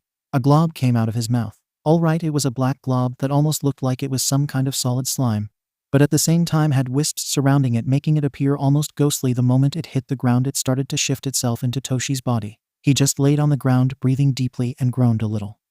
Without thinking, the young woman rushed over toward Toshi and checked him over honestly. It scared her knowing that he could control someone like that. But at the moment, she was more worried about his well-being more than anything else. He was breathing heavily still. There was no way of knowing what this had done to his body, though she wondered if maybe he had just pushed himself too roughly. Turning her gaze over to the bully, she saw that the bully had fallen over onto his side, eyes wide and white, as if he was still unconscious from whatever it was that Toshi had done to him. It had her curious, but at the same time she wanted to care less about him. After everything that had happened, looking up at one of the students, she saw 𝗧𝗪 and said, go get recovery girl ill tend to Toshi. The blonde nodded his head and ran toward the building to get the healer. As for Inko, she just looked down at the wolf. Toshi appeared to be sleeping, seeming to be in some kind of pain, or at least discomfort for the most part, running her fingers through his fur. The young woman couldn't help but be a little curious as to what was going on through his head. Yet she started to feel him again. He was still angry, though not as hotly as before. If anything, he just felt rather exhausted, more so than ever before. Inko sighed softly, feeling bad for Toshi. Though if he could possess someone, then did that have to do with what he was? Or was it just some kind of strange rare ability that he possessed? There was no telling what he could do or what he was possible of doing. And she knew that she had to try to learn more about her familiar. Laying her head against his, the young woman kissed his forehead, as she tried to think on what it was that he would be thinking of now, though maybe for the time being, she should just try to get Toshi to be comfortable once he had relaxed. Then she would ask him why he did what he did. Inko couldn't help but look at Toshi as he laid in the bed. After having been checked over, recovery girl said that Toshi had merely exhausted himself, therefore just needs to rest, though she had drawn some of his blood, as well as used a spell to get some of the energy of his spirit to try to figure out what kind of demon he was possession. Not as rare, but rather uncommon for a demon who hadn't shown any capability of becoming transparent. It baffled Inko still that he was able to do such a thing. The young woman looked over at the wolf, who was just sleeping peacefully on the bed, breathing in and out. His body seemed relaxed to her, yet his body still hadn't returned to its bigger natural size. But maybe he was just too exhausted to shift back, maybe. Reaching out gently, the young woman ran her fingers through his blonde locks that rested atop of his head, making her wonder what was he dreaming of. There were endless possibilities over what he could be dreaming of. Turning back toward the door for a brief moment, wondering where recovery girl was, then her gaze went over to the student, the victim that Toshi had possessed. He was also still asleep, just resting, most likely trying to regain his own strength after what had happened to him. Shaking her head, the young woman looked back over to Toshi and couldn't help but stare at him in concern, wondering if he was okay, if he was even recovering properly. There was so many things that would go through her head, wondering what was going on within his own mind. His dreams, there was just no way of her knowing what he was seeing. It wasn't like she could easily see into his dreams, right? Yawning softly, the young woman leaned forward onto the bed, just staring at Toshi as he slept. He really did look so peaceful. It was rather cute and made her want to cuddle up with him. But even though he wasn't in his full size, he still took up the whole bed, leaving little room for even her to cuddle in the bed, just to comfort him even better. Laying her head on the edge of the couch, the young woman couldn't help but feel sleep tugging at her mind. All of the running around and worry that she had earlier, just trying to even find him, trying to stop him from hurting anyone more than he already had. Before she knew it, she had fallen asleep. Inko frowned as she found herself in a forest. It was a forest that she had never seen before, making her wonder where this was. Was this just some weird dream, or was it like before? Shaking her head, the young woman wandered around a little more, thinking that she could find some way to learn of her whereabouts. Though if she was honest, Inko highly doubted that would ever be even possible. Taking a deep breath, the young woman kept on looking around, trying to get a feel for her surroundings, though she couldn't be sure as to where she could be or anything of the sort. Maybe if she could get some kind of help to locate this, maybe even 𝗬𝗪 would be able to help her find this place. Soon coughing and wheezing reached her ears. Whipping her head around, the young woman tried to find the source of the sound, unsure as to where it came from. Looking around, finding it rather pleasant that she is at least able to move around now compared to the last dream vision that she had. Shaking her head, the young woman could still hear the gasping, wheezing, and pain-filled breaths of air. It just sounded painful to even hear from anyone in the long run. Searching through the forest, following the sounds of wheezing breaths, Inko couldn't help but frown in concern, thinking that maybe this dream was going to make it impossible to find whoever it was before she could even five up the search. Though the young woman couldn't help but stop dead in her tracks. There was a stream that almost seemed to shine like beautiful sapphire, sparkling like diamonds. How it still worked, for that she wasn't sure. But really it was the best way Inko could best describe it. Eyes sparkling at the beauty of it all, she couldn't help but wonder where this place truly was. Yet she noticed that the thing that truly made the stream sparkly wasn't just the natural beauty, but something dripping into it. Green orbs widening, the young woman couldn't help but stare at the stream as she noticed a thick golden liquid dripping steadily into the stream. Following the golden drip, she saw that it led to a body. Though she could make out a muscular figure, she couldn't see his face. It was heavily shaded by the tree, hiding all but his pain-filled eyes from her view. He gasped out from pain. Wounds covered his chest, arms, legs, as well as what she could see from his face as golden liquid dripped down his skin. Was that his blood? What could possess golden blood? That just didn't make sense to her. Though then again, does anything else ever make sense to her? The man gripped at his chest, wheezing what little breath he could draw into his lungs. How did this happen? What happened to him? Eyes widening in concern, she wanted to help him, wanted to tend to his injuries. But she wouldn't be able to do anything while in this realm of hers. I can't die like this, the man said with a gasping breath. Inko couldn't help but stare at him in concern. Losing everything to him of all people, I can never lose to him again. He breathed once more, tilting his head back. As he looked up toward the sky, the young woman could have sworn that she saw a tear roll down his cheeks. So many people I had let down, he whispered weakly. The young woman couldn't help but feel her heart go out to him. How did this happen? Why couldn't she find out? How could she even find out at all? He took a deep, shuddering breath. Inko noticed his body starting to shimmer, a golden light starting to surround him. Inko blinked as he lifted his one hand and gazed at it, letting out a small snarl as he whispered, I won't let this happen. I won't die here. I have to find a way to live. Then Inko saw his hand slowly lowering, eyes slowly closing, as he tried to fight the grip of death, trying to grab hold over him. The young woman knew there was nothing that he could do to stop this. His injuries, the way he breathed blood, most likely filling his lungs, drowning him in the process. Before another word was said, his body seemed to have vanished, causing Inko to cry out for him, as if hoping that she could somehow bring him back. Groaning, Inko felt something shaking her shoulder. Eyes fluttering, she slowly started to look around, noticing that someone was trying to wake her up from her nap. hm. She whispered softly before sitting up. Inko looked around the room, remembering that she was still in the infirmary with Toshi. Turning her gaze toward him, the young woman smiled and saw that he was still asleep. Resting was what he needed right now. Her gaze then fell onto the one shaking her. Recovery Girl had a small smile on her face before chuckling and grabbed a chair. Inko dear, you must have been tired. Worrying for Toshi must have worn me out. Inko calmly answered before rubbing at her face, turning her full attention back onto the older woman, and frowned a little. Just a little nervous about what was going on. Did you find anything about Toshi? Is he okay? What happened? Recovery Girl took a deep breath before looking toward the wolf in question. He's a hybrid for sure. He's an Inugami and an Okiri Inu. It is rather amazing that he is either or and still look like a wolf rather than a dog. Recovery Girl whispered before shaking her head and looked up at the young woman before her. His display of possession is rather weak and frail. Most likely from lack of use. There is no telling if he's ever used it before today because he's scared, or because he just never had a reason before today. That's why he's so exhausted. Because he lacks the training for it. Inko asked. The older woman nodded her head before letting out a soft sigh. Yes, though now tell me, do you know why he did what he did? Inko sighed and told Recovery Girl what she knew. What Toshi had told her, not believing the words of her bully. That he was sorry for all that he's done to her. Though really, there was no way of knowing if he had meant it or not at the time. But Inko had also mentioned that Toshi was trying to protect her. At least that was how it felt to her at the time. Now she wasn't sure. The older woman sighed softly and rubbed her forehead before pushing herself up onto her feet and made her way over toward the shelf. I want you to give him these herbs. Mix them into a tea and give them to him. It'll help his strength since he doesn't have much to do in healing from his injuries. A few days and he'll be healed. Inko blinked in shock. But they will mostly help build up the strength he'll need to use his powers. Train him with the possession. There could be a use to this, but we'll have to figure it out. Inko blinked and nodded her head slowly. It was rather strange that anyone could even think of possession would ever be useful. But would she ever use it in the long run? Or even at all? To be honest, she highly doubted it, though knew that she would have to make sure that Toshi knew never to do it again if he was going to do that much harm to someone like that. Regardless, if it was a bully or not. It was still wrong. Nothing could ever fix that. But she still cared about that wolf, even if he did scare her a little now. What was she to do? Recovery Girl let out another chuckle before saying, Inko, do not be afraid of him, dear. A familiar's job is to care and protect their witch or wizard.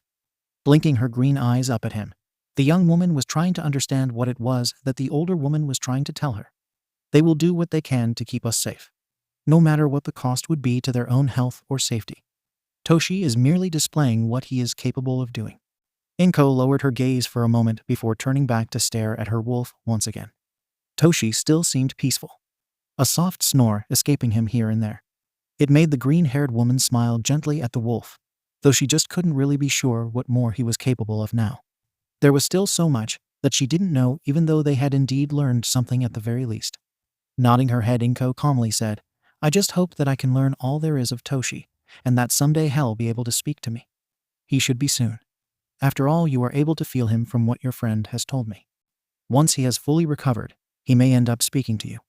Now the moment he wakes up, you will need to brew some of that tea and give him some.